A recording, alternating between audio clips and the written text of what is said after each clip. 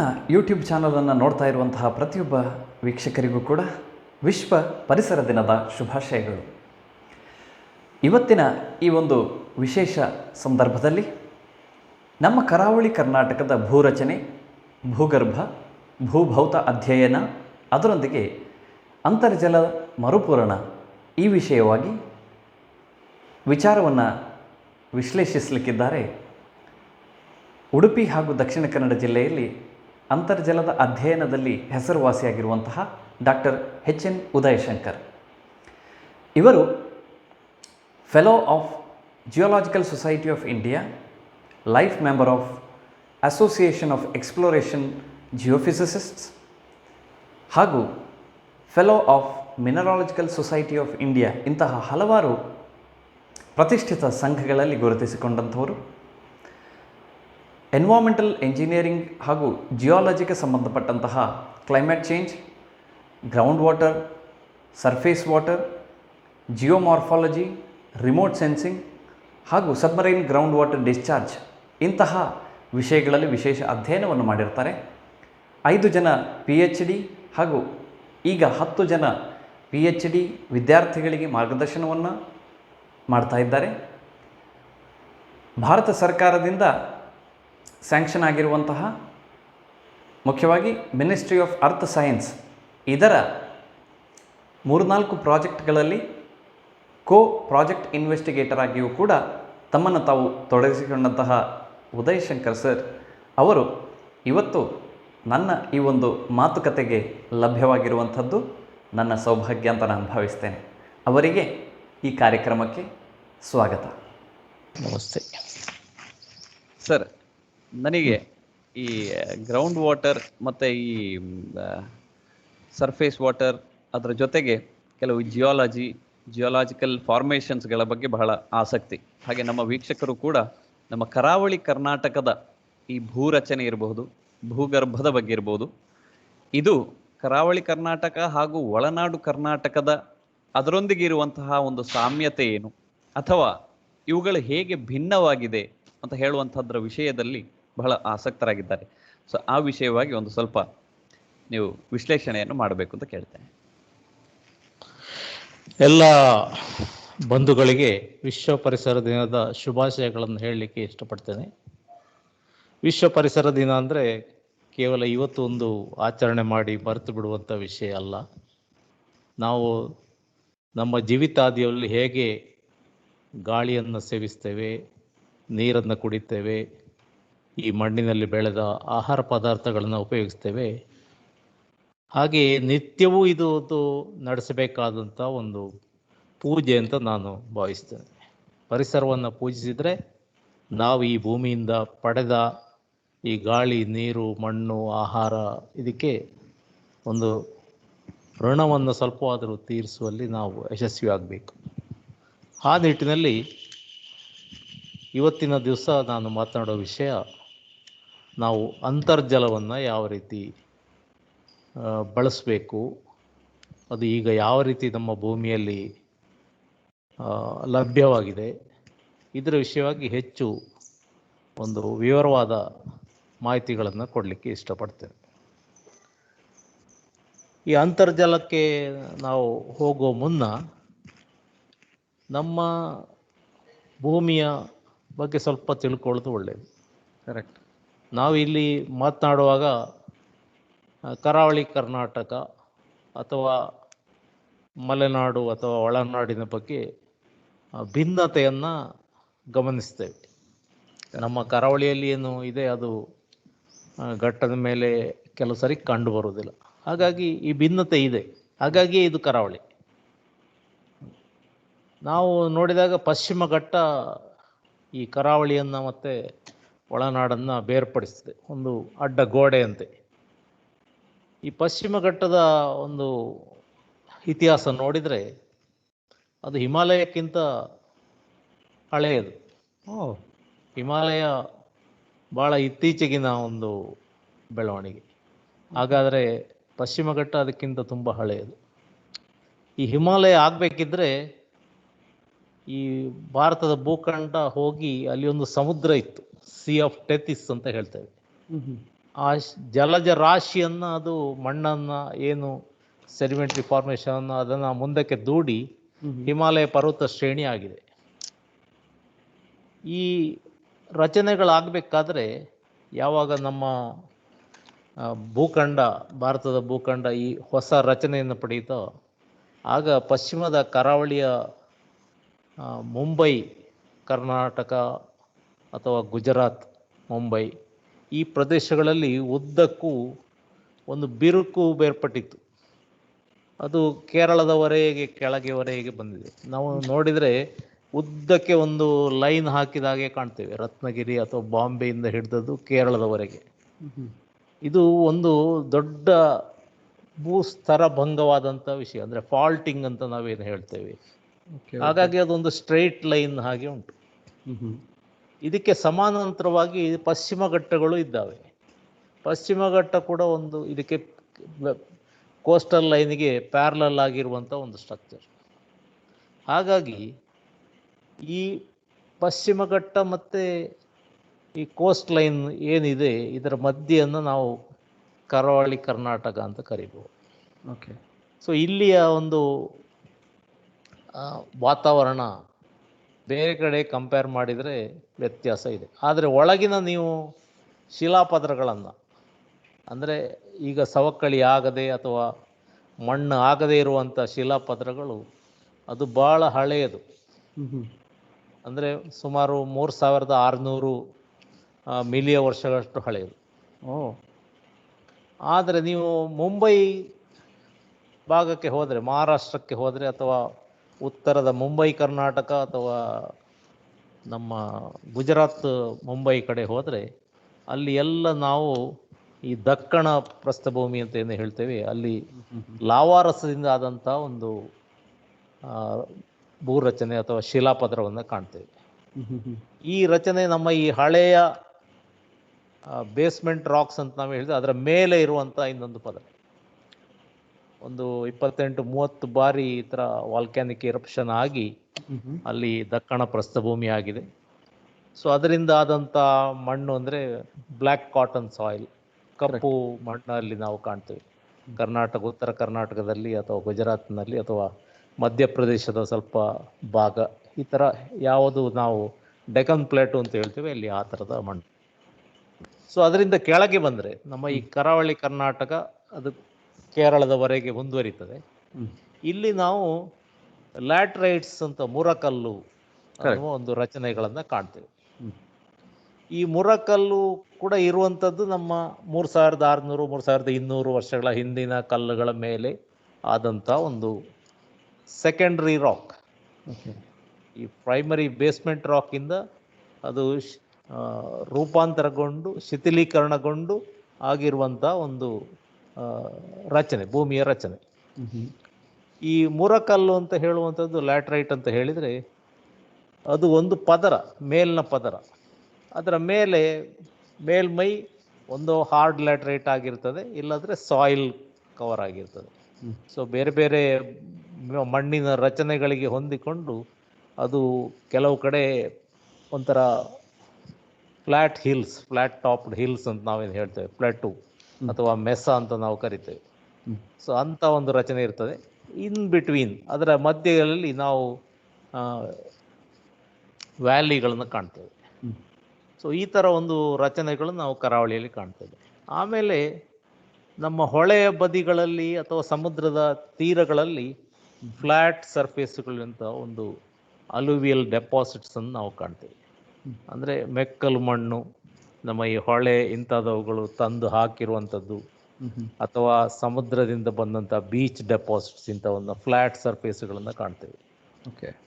So ಈ ಥರ ನಮ್ಮ ಒಂದು ಕರಾವಳಿ ಕರ್ನಾಟಕದ ಮೇಲ್ಮೈಯ ರಚನೆ ಇದೆ. ಓಕೆ. ನಮ್ಮ ಅಂತರ್ಜಲ ಅಂತ ನಾವು ಹೇಳಿದಾಗ ಇಲ್ಲಿ ಸಾಕಷ್ಟು ಮಳೆ ಆಗ್ತದೆ. ಹೌದು. ವರ್ಷಕ್ಕೆ ಒಂದು 3600 ಮಿಲಿಮೀಟರ್ಗಿಂತ ಜಾಸ್ತಿ ಮಳೆ ಬಂದು ನಾವು ನಿಜವಾಗಿಯೂ ಒಂದು ದೇವರಿಂದ ಆಶೀರ್ವಾದವನ್ನು ಪಡ್ಕೊಂಡು ಬಂದವರು ನಿಜವಾಗಿ. ಯಾಕಂದರೆ ವರ್ಷಕ್ಕೆ 30 ಮಿಲಿಮೀಟರ್ ಕೂಡ ಮಳೆ ಆಗದ ಪ್ರದೇಶಗಳಲ್ಲಿ ನಮ್ಮ ದೇಶದಲ್ಲಿ ತುಂಬ ಇದ್ದಾವೆ. ಕರೆಕ್ಟ್ ಕರೆಕ್ಟ್ ಆಗ ನಾವು 3600 ಮಿಲಿಮೀಟರ್ ಮಳೆಯನ್ನು ಪಡೀತೇವೆ ಅಂದರೆ ಅದಕ್ಕಿಂತ ದೊಡ್ಡ ಸೌಭಾಗ್ಯ ಬೇರೆ ಇಲ್ಲ.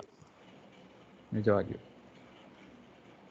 ಈ 3600 ಮಿಲಿಮೀಟರ್ ಈಗ ಒಂದೇ ಕಡೆ ಮಳೆ ಬಂದು ಎಲ್ಲ ಕಡೆ ಶೇಖರ ಆದರೆ ನೀವು ಊಹಿಸ್ಕೊಳ್ಳಿ, ಒಂದು 4 ಮೀಟರ್ ಎತ್ತರಕ್ಕೆ ನೀರು ತುಂಬಿ ಅದು ಅಲ್ಲೋಲ ಕಲ್ಲೋಲ ಆಗ್ಬೋದು. ಆದರೆ ಪ್ರಕೃತಿ ಏನು ಮಾಡಿದೆ ಅಂತ ಹೇಳಿದರೆ ಅದನ್ನು ಎತ್ತರದಿಂದ ತಗ್ಗಿನಡೆಗೆ ನೀರು ಹರಿಯೋದು, ಹಾಗೆ ಅದನ್ನು ಒಂದು ನ್ಯಾಚುರಲ್ ಡ್ರೈನೇಜ್.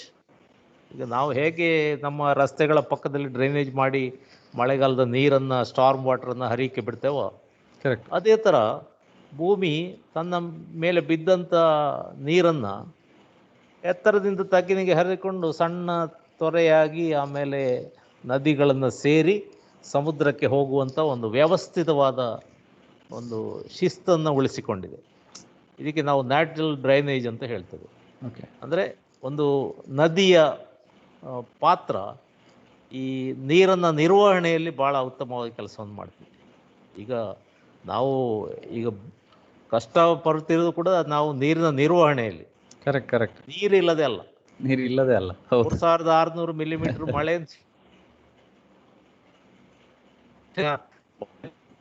ಜನರು ಆ ಪ್ರವಾಹ ಸೆಳೆತ ಇದರಿಂದ ಒದ್ದಾಡೋದು ನೋಡಿದರೆ ಮಳೆ ಬೇಡ ಅನ್ನುವಷ್ಟರ ಮಟ್ಟಿಗೆ ಜನ ಕೆಲವು ಸಾರಿ ಪ್ರಾರ್ಥನೆ ಮಾಡ್ತಾರೆ, ಒಮ್ಮೆ ನಿಲ್ಲಿಸು ಮಾರಾಯ ಈ ವರುಣದೇವನ ಕೃಪೆ.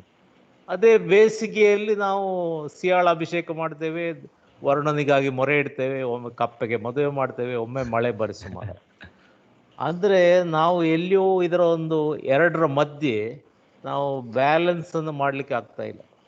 ಪ್ರಕೃತಿಯ ಸಮತೋಲನವನ್ನು ನಾವು ಸ್ವಲ್ಪ ಡಿಸ್ಟರ್ಬ್ ಮಾಡಿ ನಾವು ಇಂಥ ದೊಡ್ಡ ಗಂಡಾಂತರಕ್ಕೆ ನಾವು ಈಡಾಗ್ತಾ ಇದ್ದೇವೆ.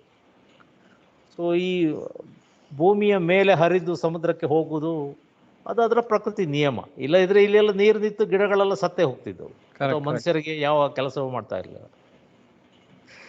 ಅಂದರೆ ಈ ಅಂತರ್ಜಲ ಅನ್ನುವಂಥದ್ದು ಈ ಮಳೆ ಬಂದಾಗ ಭೂಮಿಯ ಒಳಗೆ ಇಂಗಬೇಕಾದಂಥ ಒಂದು ಪ್ರಕ್ರಿಯೆ ನಡೀಲೇಬೇಕು. ಏನು ನಾವು ಬೇಸ್ಮೆಂಟ್ ರಾಕ್ ಅಂತ ಹೇಳ್ತೇವೆ, ಈ 3200 ಮಿಲಿಯನ್ ವರ್ಷಗಳ ಇತಿಹಾಸ ನಾನು ಹೇಳಿದೆ. ಆ ಕಲ್ಲಿನವರೆಗಿರುವ ಪದರ, ಮೇಲಿನ ಪದರ, ಕೆಲವು ಕಡೆ 200 ಅಡಿ ಅಂತ ಪದರ ಇದೆ. 200 ಅಡಿ ಹೋದ್ಮೇಲೆ ನಿಮ್ಮ ಬೇಸ್ಮೆಂಟ್ ರಾಕ್ ಸಿಗ್ತದೆ. ಕೆಲವು ಕಡೆ 60-80 ಅಡಿಗೆ ಸಿಗ್ತದೆ, ಕೆಲವು ಕಡೆ 30 ಅಡಿಗೆ ಸಿಗ್ತದೆ, ಕೆಲವು ಕಡೆಗೆ ಮೇಲೆ ಅದು ಆ ಶಿಲಾಪದರ ಕಾಣ್ತದೆ. ಇದರ ಮಧ್ಯೆ ನಾವು ಅಂತರ್ಜಲವನ್ನು ಶೇಖರಿಸಿಕೊಳ್ಳಲಿಕ್ಕೆ ಸಾಧ್ಯ. ಆಮೇಲೆ ಈ 3200 ವರ್ಷಗಳ ಹಿಂದಿನ ಶಿಲಾಪದರಗಳಲ್ಲಿ ನಮ್ಮ ಈ ವೆಸ್ಟ್ ಕೋಸ್ಟ್ ಫಾಲ್ಟಿಂಗ್ ಅಂತ ನಾನೇನು ಹೇಳಿದೆ, ಅಥವಾ ಅದರ ಹಿಂದೆ ನಡೆದಂಥ ಹಲವಾರು ಪ್ರಾಕೃತಿಕ ನ್ಯಾಚುರಲ್ ಡಿಸಾಸ್ಟರ್ಸ್ ಅಂತ ಹೇಳ್ಬೋದು, ಅಥವಾ ಡೈನಮಿಕ್ ಆ್ಯಕ್ಷನ್ಸ್ ಅಂತ ಹೇಳ್ಬೋದು. ಅದು ಒಂಥರ ಸ್ತರಭೃಂಗ ಆಗಿರ್ತದೆ. ಆ ಕಲ್ಲುಗಳು ಒಡೆದಿರ್ತವೆ. ಅದನ್ನು ನಾವು ಜಾಯಿಂಟ್ಸ್ ಅಥವಾ ಫ್ರ್ಯಾಕ್ಚರ್ಸ್ ಅಂತ ಹೇಳ್ತೇವೆ. ಓಕೆ. ಈ ಜಾಯಿಂಟ್ಸ್ ಆ್ಯಂಡ್ ಫ್ರ್ಯಾಕ್ಚರ್ಸು ಅಥವಾ ಫಾಲ್ಟ್ಸ್ ಅಂತ ನಾವೇನು ಹೇಳ್ತೇವೆ, ಇದು ಅಂತರ್ಜಲದ ಮಟ್ಟಿಗೆ ಹೇಳಿದ್ರೆ ಮತ್ತೊಂದು ನಮಗೆ ದೇವರು ಕೊಟ್ಟಿರುವಂಥ ಒಂದು ವರ. ಕರೆಕ್ಟ್. ಈ ಮೇಲಿನ ಏನು ಶಿಥಿಲೀಕರಣಗೊಂಡ ಮಣ್ಣು ಅಥವಾ ಮುರಕಲ್ಲಿನಲ್ಲಿ ನೀರು ಶೇಖರಣವಾಗಿರುತ್ತೆ, ಅದು ನಿಧಾನವಾಗಿ ಎಲ್ಲಿಯೋ ಒಂದು ಕಡೆ ಇಂಥ ಜಾಯಿಂಟ್ಸ್ ಆ್ಯಂಡ್ ಫ್ರ್ಯಾಕ್ಚರ್ಸ್ ಅಥವಾ ಫಾಲ್ಟ್ಸ್ ಅನ್ನು ಒಳಗೆ ನೀರು ಶೇಖರಣಕ್ಕೆ ಅನುಕೂಲ ಮಾಡಿಕೊಡ್ತದೆ. ಅಲ್ಲಿ ಹೇರಳವಾದ ಜಾಗ ಇರುವುದರಿಂದ ಬೇಕಷ್ಟು ಅಂತರ್ಜಲ ಅದರಲ್ಲಿ ಸ್ಟೋರ್ ಆಗಲಿಕ್ಕೆ ಆಗ್ತದೆ. ನಾವು ಈ ಅಂತರ್ಜಲವನ್ನು ನಾವು ಬಾವಿ ತೋಡುತ್ತೇವೆ. ಎಲ್ಲಿ 30 ಅಡಿಗೆ ಕಲ್ಲು ಬರ್ತದೆ ಅಲ್ಲಿ 30 ಅಡಿಯ ಬಾವಿ ತೋಡ್ತೇವೆ. ಕೆಲವು ಬಾವಿಗಳಲ್ಲಿ ಬೇಕಷ್ಟು ನೀರು ಸಿಗ್ತದೆ, ಕೆಲವು ಬೇಸಿಗೆಯಲ್ಲಿ ಒಣಗಿ ಹೋಗ್ತದೆ. ಕೆಲವು ಕಡೆ 60 ಅಡಿ ಬಾವಿ ತೆಗಿತೇವೆ, ಆಮೇಲೆ ಶಿಲೆ ಸಿಗ್ತದೆ, ಅಲ್ಲಿ ಸ್ವಲ್ಪ ನೀರು ಹೆಚ್ಚು ಶೇಖರಣೆ ಆಗ್ತದೆ. ಕೆಲವು ಕಡೆ 100-200 ಅಡಿವರೆಗೆ ಇರ್ತದೆ, ಆಗ ನಾವು ಬಾವಿ ತೋಡೋದು ಕಷ್ಟ ಆಗ್ತದೆ. ಅಂಥ ಕಡೆ ನಾವು ಬೋರ್ವೆಲ್ ಆ ಕೊಳವೆ ಬಾವಿಯನ್ನು ಕೊರೆಯುತ್ತೇವೆ. ಆ ಕೊಳವೆ ಬಾವಿಗಳು ನಮ್ಮ ಈ ಮೇಲಿನ ಮಣ್ಣಿನ ಶಿಥಿಲೀಕರಣಗೊಂಡ ಪದರವನ್ನು ಬಿಟ್ಟು ಕೆಳಗೆ ನಮ್ಮ ಬೇಸ್ಮೆಂಟ್ ರಾಕನ್ನು ಕೊರೆಯಲಿಕ್ಕೆ ಶುರು ಮಾಡ್ತದೆ. ಆಗ ಅಲ್ಲಿ ಈ ಜಾಯಿಂಟ್ಸು, ಫ್ರ್ಯಾಕ್ಚರ್ಸ್ ಅಥವಾ ಫಾಲ್ಟ್ ಝೋನ್ ಅಂತ ಸಿಕ್ಕಿದರೆ ಆಗ ಹೇರಳವಾದ ಅಂತರ್ಜಲವನ್ನು ನಾವು ಪಡೆಯಲಿಕ್ಕೆ ಆಗ್ತದೆ. ನೀವು 3 ಇಂಚು 4 ಇಂಚು ಅಲ್ಲ ಅಂತರ್ಜಲವನ್ನು ಪಡಿಬೇಕಾದ್ರೆ ಈ ನಮ್ಮ ಕೊಳವೆ ಬಾವಿಗಳು ಆ ಪದರವನ್ನು ತಲುಪಬೇಕಾಗ್ತದೆ. ಓಕೆ. ಇನ್ನು ಫಾಲ್ಟ್ ಝೋನ್ಸ್ ಅಂತ ನಾನೇನು ಹೇಳಿದೆ, ಅದು ನೀವು ಕೆಲವು ಕಡೆಯಲ್ಲಿ ಈ ಬೋರ್ವೆಲ್ಗಳನ್ನು ಕೊರೆಯುವಾಗ ಬೌಲ್ಡರ್ಸ್ ಅಂದರೆ ದೊಡ್ಡ ದೊಡ್ಡ ಕಲ್ಲಿನ ತುಂಡುಗಳೇ ಮೇಲಕ್ಕೆ ಬರಲಿಕ್ಕೆ ಆರಂಭ.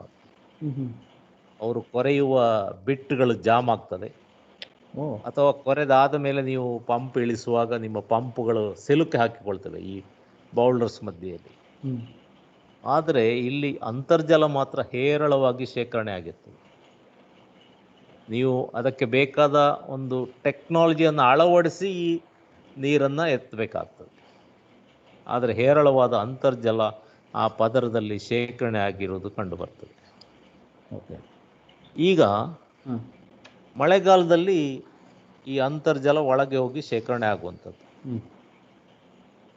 ಹಾಗಾಗಿ ನಾವು ಈ ಅಂತರ್ಜಲವನ್ನು ಅಲ್ಲಿ ಶೇಖರಣೆ ಆಗ್ತದೋ ಇಲ್ವೋ, ಅಥವಾ ಶೇಖರಣೆ ಆಗೋದಕ್ಕೆ ಏನೆಲ್ಲ ಅಲ್ಲಿ ಅಡೆತಡೆಗಳಿದ್ದಾವೆ, ಆ ಜಾಗದಲ್ಲಿ ಯಾವ ರೀತಿಯ ಶಿಲಾಪದರಗಳಿದ್ದಾವೆ, ಮುರಕಲ್ಲು ಇದೆಯಾ, ಮುರಕಲ್ಲಿನ ಕೆಳಗೆ ಜೇಡಿ ಮಣ್ಣು ಅಥವಾ ಕ್ಲೇ ಅನ್ನುವ ಒಂದು ಪದಾರ್ಥ ಇದೆಯೋ, ಅಥವಾ ತುಂಡು ಕಲ್ಲುಗಳು ಫ್ರ್ಯಾಕ್ಚರ್ಡ್ ರಾಕ್ಸ್ ಇದಾವೋ, ಇವುಗಳ ಬಗ್ಗೆ ಅಧ್ಯಯನವನ್ನು ಮಾಡಬೇಕಾಗ್ತದೆ. ಓಕೆ. ಈ ಲ್ಯಾಂಡ್ ಫಾರ್ಮ್ ಸ್ಟಡೀಸ್ ಅಂತ ಹೇಳಿ ಒಂದು ಭೂವಿಜ್ಞಾನದಲ್ಲಿ ಒಂದು ಅಧ್ಯಯನ ಇದೆ. ನಮ್ಮ ಭೂಮಿಯ ಮೇಲಿಂದ ನೋಡುವಾಗ ಎತ್ತರ, ತಗ್ಗುಗಳು, ಇಳಿಜಾರು, ಹಳ್ಳ ಕೊಳ್ಳಗಳು, ನದಿಗಳು, ಈ ಥರ ಮೇಲ್ಮೈ ಒಂದು ಅನ್ಈವನ್ ಸರ್ಫೇಸ್. ಕರೆಕ್ಟ್.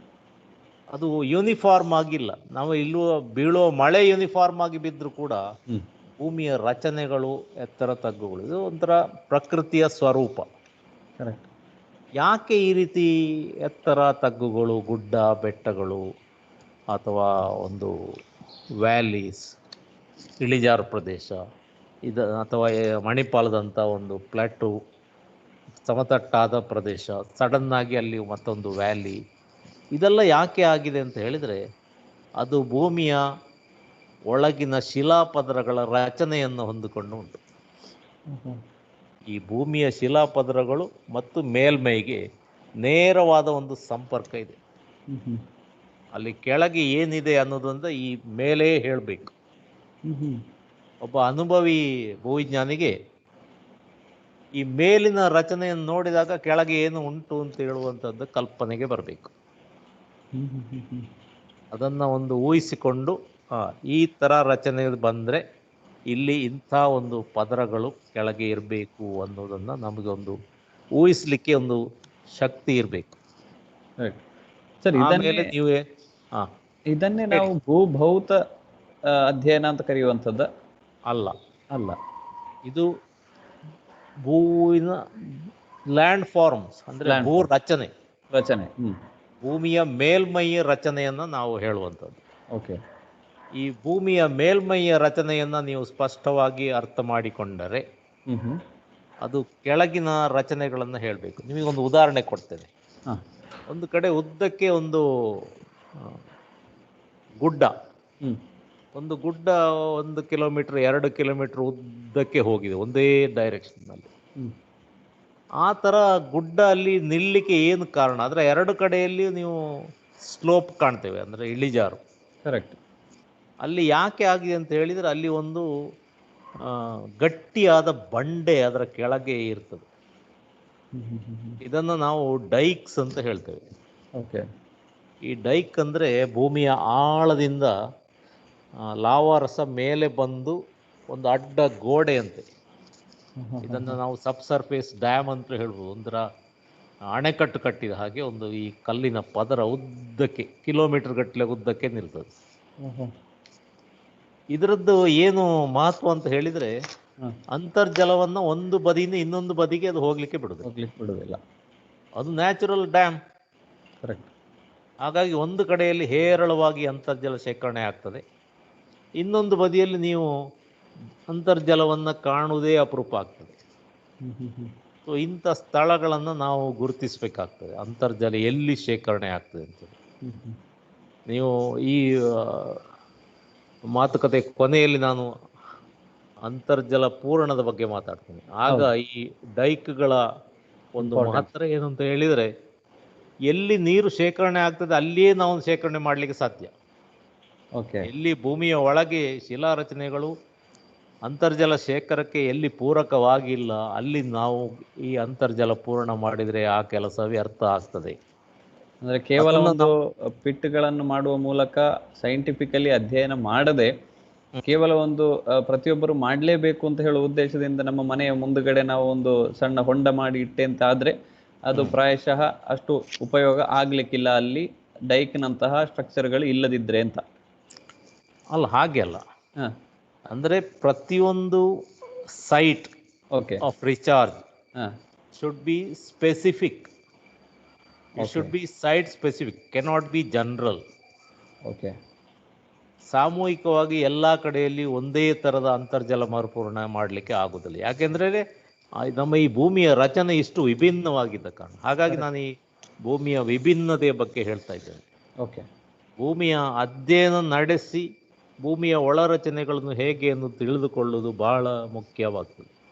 ಅಂತರ್ಜಲ ಬಳಕೆಯಲ್ಲಿ ಅಥವಾ ಅಂತರ್ಜಲ ಮರುಪೂರಣೆಯಲ್ಲಿ ಎರಡರಲ್ಲಿಯೂ ಕೂಡ ಇದು ಮಹತ್ತರವಾದ ಸ್ಥಾನವನ್ನು ಪಡೀತದೆ. ಸೊ ಇಂಥ ಒಂದು ಭೂಮಿಯ ರಚನೆಗಳು ಎಲ್ಲಿದ್ದಂತ ನಾವು ಪತ್ತೆ ಹಚ್ಚಬೇಕಾಗ್ತದೆ.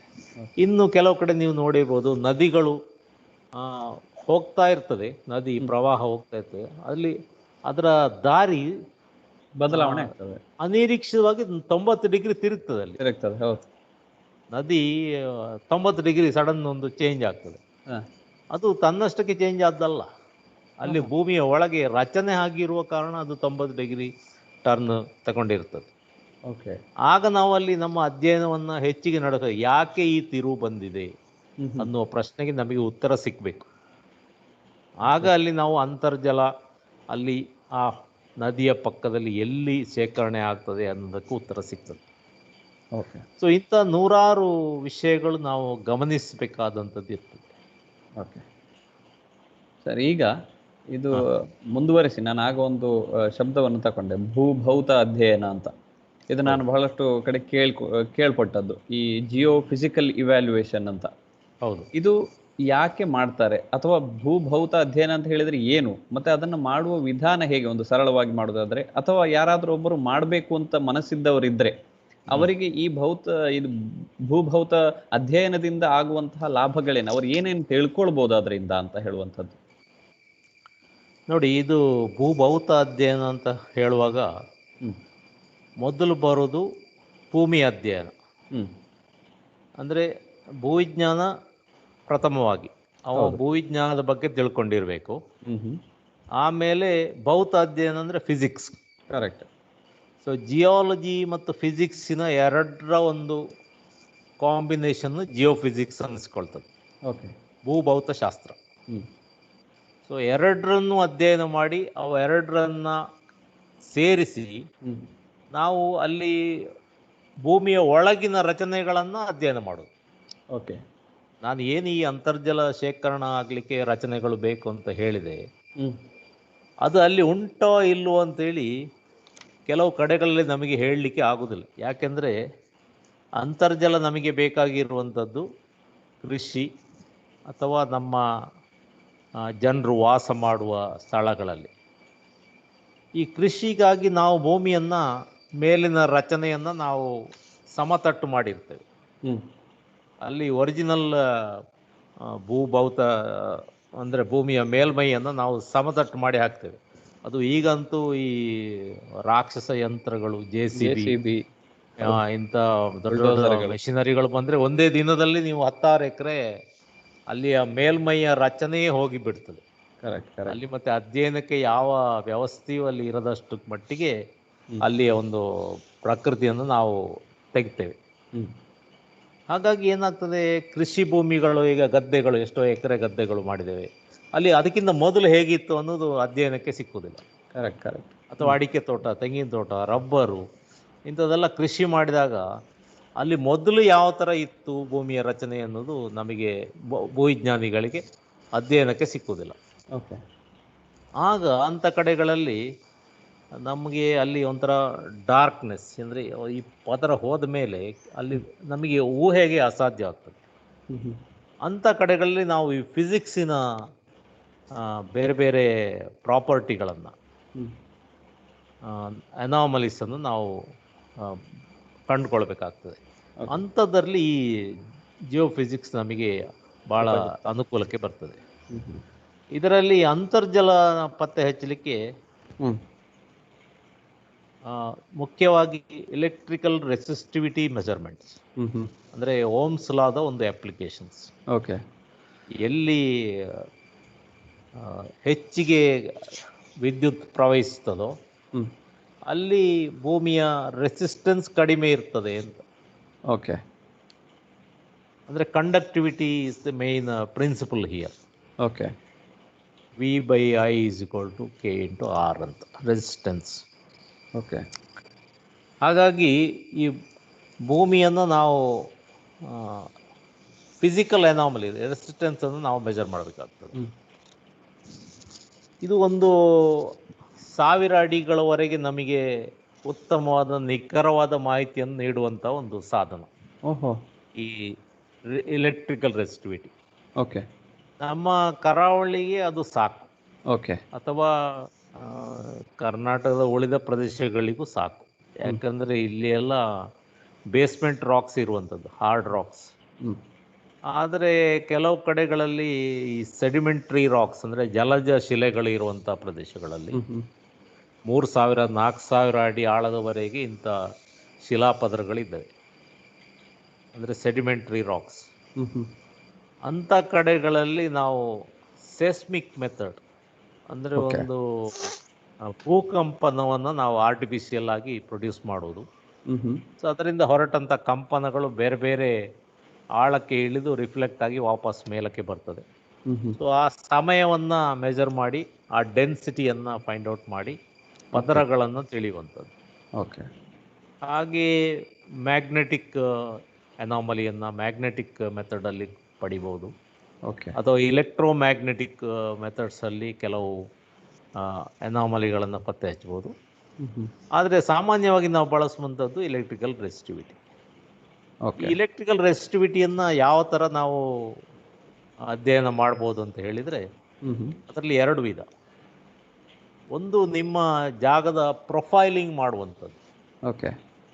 ನಿಮ್ಮ ಜಾಗದಲ್ಲಿ ಏನು ಶಿಲಾಪದರಗಳಿದ್ದಾವೆ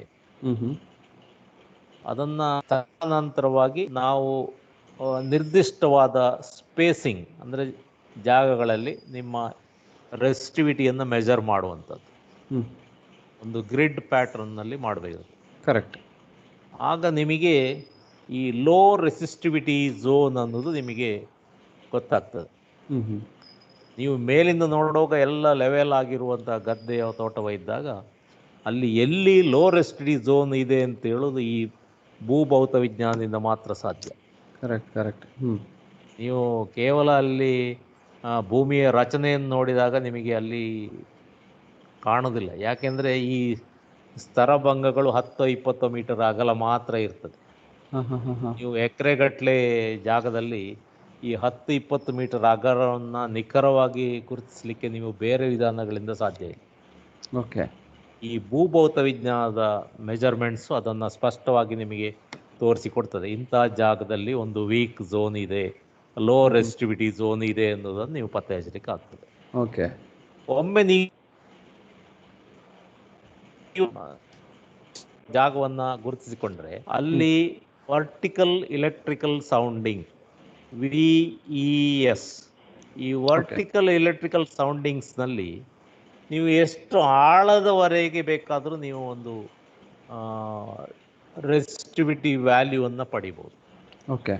ನೀವು ಎಲೆಕ್ಟ್ರೋಡ್ಸನ್ನು ಎಷ್ಟು ದೂರ ದೂರ ದೂರ ಕೊಂಡೋದ ಹಾಗೆ ಅದು ಆಳವಾಗಿ ಅಧ್ಯಯನ ಮಾಡಿ ನಿಮಗೆ ಆ ಡಾಟಾವನ್ನು ಕೊಡ್ತದೆ, ರೆಸಿಸ್ಟೆನ್ಸನ್ನು ಕೊಡ್ತದೆ. ಓಕೆ. ಸೊ ಇದನ್ನು, ಈ ಡಾಟಾವನ್ನು ಉಪಯೋಗಿಸಿ ನೀವು ಬೇರೆ ಬೇರೆ ಪದರಗಳನ್ನು ಎಷ್ಟು ದಪ್ಪ, ಅಂದರೆ ಥಿಕ್ನೆಸ್ ಎಷ್ಟು, ಅದರ ರೆಸಿಸ್ಟೆನ್ಸ್ ಎಷ್ಟು ಅನ್ನೋದನ್ನು ನೀವು ಗ್ರಾಫ್ ಮುಖಾಂತರ ಪಡಿಬೋದು. ಓಕೆ. ಈ ಗ್ರಾಫ್ಗಳನ್ನು ನೀವು ಕಂಪ್ಯೂಟರ್ ಮೂಲಕ ಅಧ್ಯಯನ ನಡೆಸಿ ನಿಮಗೆ ಬೇರೆ ಬೇರೆ ಪದರಗಳನ್ನು ಅಧ್ಯಯನ ಮಾಡಿ ಒಂದು ನಿರ್ಧಾರಕ್ಕೆ ಬರಲಿಕ್ಕೆ ಆಗ್ತದೆ. ಓಕೆ. ಇಲ್ಲಿ ಇಷ್ಟು ಆಳದವರೆಗೆ ಮಣ್ಣಿದೆ, ಇಷ್ಟು ಆಳದಲ್ಲಿ ಇಲ್ಲಿ ಕಲ್ಲಿದೆ, ಇಷ್ಟು ಆಳದಲ್ಲಿ ನೀವು ಅಂತರ್ಜಲದ ಒಂದು ಪದರ ಇದೆ ಎನ್ನುವ ಬೇರೆ ಬೇರೆ ನಿರ್ಧಾರಗಳಿಗೆ ನೀವು ಬರ್ಬೋದು. ಓಕೆ. ಈ ಡಿಫ್ರೆಂಟ್ ಆಕ್ವಿಫರ್ಸ್ ಅಂತ ನಾವೇನು ಹೇಳ್ತೇವೆ, ಅಂದರೆ ಒಂದು 150 ಅಡಿಗೆ ಒಂದು ಪದರ ಇದೆ, 250ಕ್ಕೆ ಇನ್ನೊಂದು ಪದರ ಇದೆ, 350ಕ್ಕೆ ಇನ್ನೊಂದು ಪದರ ಇದೆ. ಆ ಥರ ಎಷ್ಟು ಪದರಗಳಲ್ಲಿ ಅಂತರ್ಜಲ ಶೇಖರಣೆ ಆಗಿದೆ ಅನ್ನೋದು ನಾವು ಊಹಿಸ್ಬೋದು. ಓಕೆ.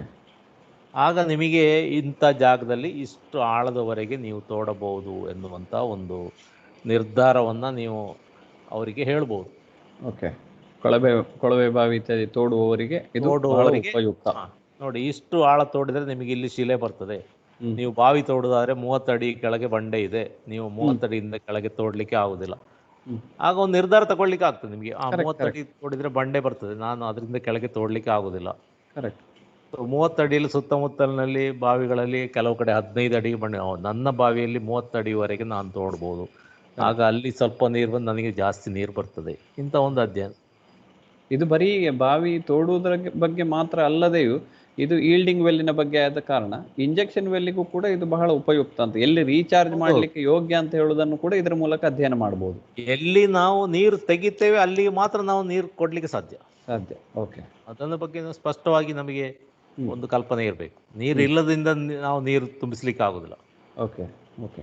ಈ ಡ್ರೈ ಬೋರ್ವೆಲ್ಗಳನ್ನೆಲ್ಲ ರೀಚಾರ್ಜ್ ಮಾಡುವಂತಹ ಕೆಲವೊಂದು ಯೋಜನೆಗಳನ್ನ ನಾವು ಕೇಳಿದ್ದೇವೆ. ಕೆಲವು ಇದ್ದಂತಹ ಎಲ್ಲ ಡ್ರೈ ಬೋರ್ವೆಲ್ಗಳನ್ನ ನಾವು ರೀಚಾರ್ಜ್ ಮಾಡ್ತೇವೆ ಅಂತ. ಅದು ಎಷ್ಟರ ಮಟ್ಟಿಗೆ ಫಲಕಾರಿ ಆಗಬಹುದು? ಅಂದ್ರೆ ಎಲ್ಲ ಡ್ರೈ ಬೋರ್ವೆಲ್ಗಳು ನೀರನ್ನು ತಗೊಳ್ಳುವ ಸಾಧ್ಯತೆ ಉಂಟಾ, ಹೇಗೆ ಅಂತ? ಅದು 90% ಅಂತ ಡ್ರೈ ಬೋರ್ವೆಲ್ಗಳು ನೀರನ್ನು ತಗೊಳ್ಳುವುದಿಲ್ಲ. ಅಲ್ಲಿ ಅಂತರ್ಜಲ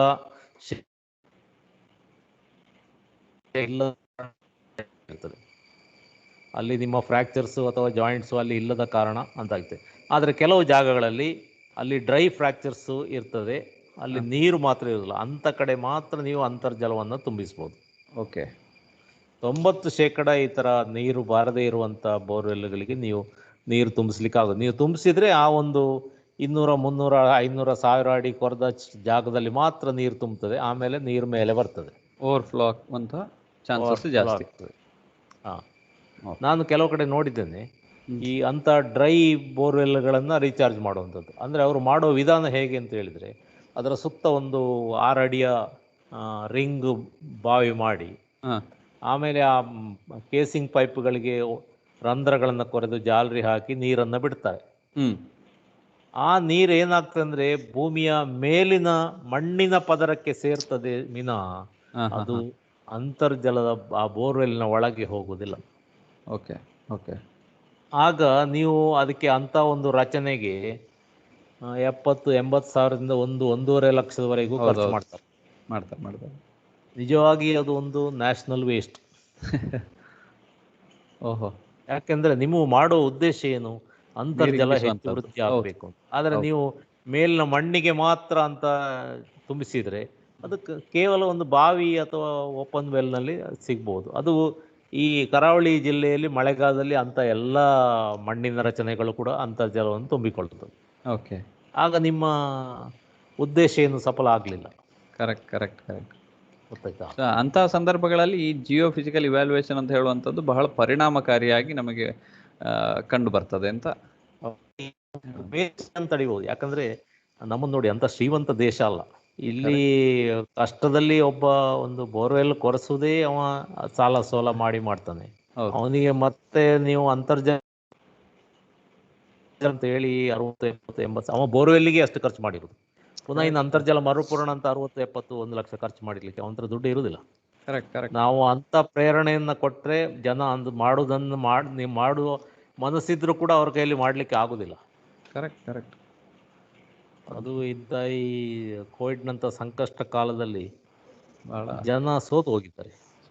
ಕರೆಕ್ಟ್. ಹಾಗಾಗಿ ಸುಲಭದಲ್ಲಿ ನಾವು ಏನು ಜಲಪೂರಣ ಮಾಡಬೇಕು ಅಂಥ ವಿಧಾನಗಳನ್ನು ಕಂಡುಕೊಳ್ಬೇಕಾಗ್ತದೆ. ಆ ವಿಷಯಕ್ಕೆ ನಾನು ಮತ್ತೆ ಬರ್ತೇನೆ ಸರ್. ಈಗ ಇಲ್ಲಿ ನಮ್ಮ ಕರಾವಳಿ ಕರ್ನಾಟಕದಲ್ಲಿ ನಾವು ಕೇಳುವಂತಹ ಒಂದು ಕಾಮನ್ ಟರ್ಮ್ ಅಂತ ಹೇಳಿದ್ರೆ ಈ ಸಬ್ಮರೈನ್ ಗ್ರೌಂಡ್ ವಾಟರ್ ಡಿಸ್ಚಾರ್ಜ್ ಅಂತ, SGD ಅಂತ. ಸೊ ಇದು ಏನು ಅಂತ ಹೇಳುವಂಥದ್ದು ಬಹಳಷ್ಟು ಜನರಿಗೆ ಅದರ ಬಗ್ಗೆ ಮಾಹಿತಿ ಇಲ್ಲ. ಬಟ್ ಆ ಟರ್ಮಿನಾಲಜಿಯನ್ನು ಕೇಳಿರ್ತಾರೆ. ಅದು ಏನದು, ಮತ್ತೆ ಅದರಿಂದ ನಾವೇನಾದರೂ ಆ ನೀರನ್ನು ನಾವು ಎಕ್ಸ್ಟ್ರಾಕ್ಟ್ ಮಾಡ್ಕೊಳ್ಳಿಕ್ಕೆ ವ್ಯವಸ್ಥೆ ಉಂಟಾ? ಅದರಿಂದ ನಮ್ಮ ಗ್ರೌಂಡ್ ವಾಟರ್ ಟೇಬಲ್ ಏನಾದರೂ ಇಂಪ್ರೂವ್ ಆಗ್ತದಾ, ಅಥವಾ ಅದು ಹೇಗೆ, ಅದರ ಟ್ರೆಂಡ್ಗಳು ಹೇಗಿರ್ತದೆ? ಈ ಗ್ರೌಂಡ್ ವಾಟರ್ ಡಿಪ್ಲೀಟಿಂಗ್ ಟ್ರೆಂಡ್ ನಮ್ಮ ಕರಾವಳಿಯಲ್ಲಿ, ಇದು 2-3 ಪ್ರಶ್ನೆಗಳನ್ನು ನಾನು ಒಂದೇ ಆಗಿ ಕೇಳ್ತಾ ಇದ್ದೇನೆ. ಈ SGD ಒಂದು, ಇನ್ನು ಅದನ್ನು ನಾವು ಯಾವ ರೀತಿಯಾದರೂ ಬಳಸ್ಬೋದಾ? ಇನ್ನೊಂದು, ನಮ್ಮ ಕರಾವಳಿ ಜಿಲ್ಲೆಯಲ್ಲಿ ground water depleting trend, ground water table ಯಾವ ರೀತಿ ಇದೆ? ಓಕೆ, ಈಗ ಮೊದಲನೇದಾಗಿ ನಿಮ್ಮ SGD ಬಗ್ಗೆ ನಾನು ಮಾತಾಡ್ತೇನೆ. ಈ SGD ಅಂದರೆ submarine ground water discharge. Okay. So ಇದರ ಬಗ್ಗೆ ನಾನು ಮಾತಾಡೋಕ್ಕಿಂತ ಮೊದಲು ಕೋಸ್ಟಲ್ ಆಕ್ವಿಫರ್ಸ್ ಅಂತ ಒಂದು ಶಬ್ದ. ಓಕೆ. ಅಂದರೆ ಸಮುದ್ರ ತೀರದ ಅಂತರ್ಜಲ. ಇದು ಬೇರೆ ಕಡೆಯ ಅಂತರ್ಜಲಕ್ಕಿಂತ ಸ್ವಲ್ಪ ಭಿನ್ನ. ಓಕೆ. ಯಾಕೆ ಅಂತ ಹೇಳಿದರೆ, ನಾವು ಕೋಸ್ಟಲ್ ಅನ್ನುವ ಪದ ಏನು ಉಪಯೋಗಿಸ್ತೇವೆ, ಇದು ಬಹಳ ಜನಸಾಂದ್ರತೆ ಇರುವ ಪ್ರದೇಶ. ಹಾಗಾಗಿ ಇದು ಇಂಪಾರ್ಟೆಂಟ್.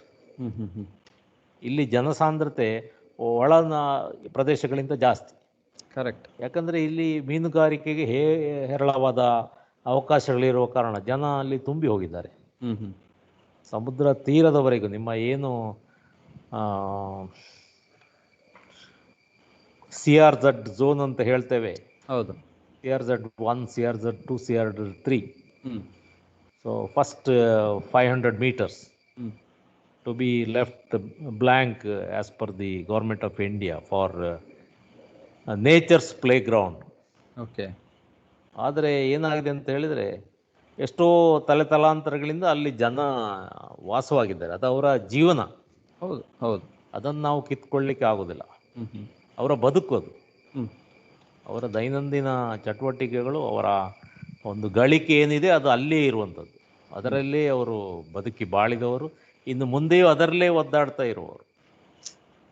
ಹಾಗಾಗಿ ಈ ಕೋಸ್ಟಲ್ ಪ್ರದೇಶದಲ್ಲಿ ಅಂತರ್ಜಲದ ಬಗ್ಗೆ ನಾವು ವಿಶೇಷವಾದ ಒಂದು ಗಮನವನ್ನು ಕೊಡಬೇಕು. ಈ ಕೋಸ್ಟಲ್ ಅನ್ನೋ ಟರ್ಮಿನಾಲಜಿ ಎಲ್ಲಿವರೆಗೆ ಅಂತ ಹೇಳಿದರೆ, ಈ CRZ ಝೋನಿಗೆ ಮುಗಿಯೋದಿಲ್ಲ ಅದು. ನಮ್ಮ ಭರತ ಮತ್ತು ಇಳಿತ, ಟೈಡಲ್ ಇನ್ಫ್ಲುಯೆನ್ಸ್ ಇರುವಂಥದ್ದು.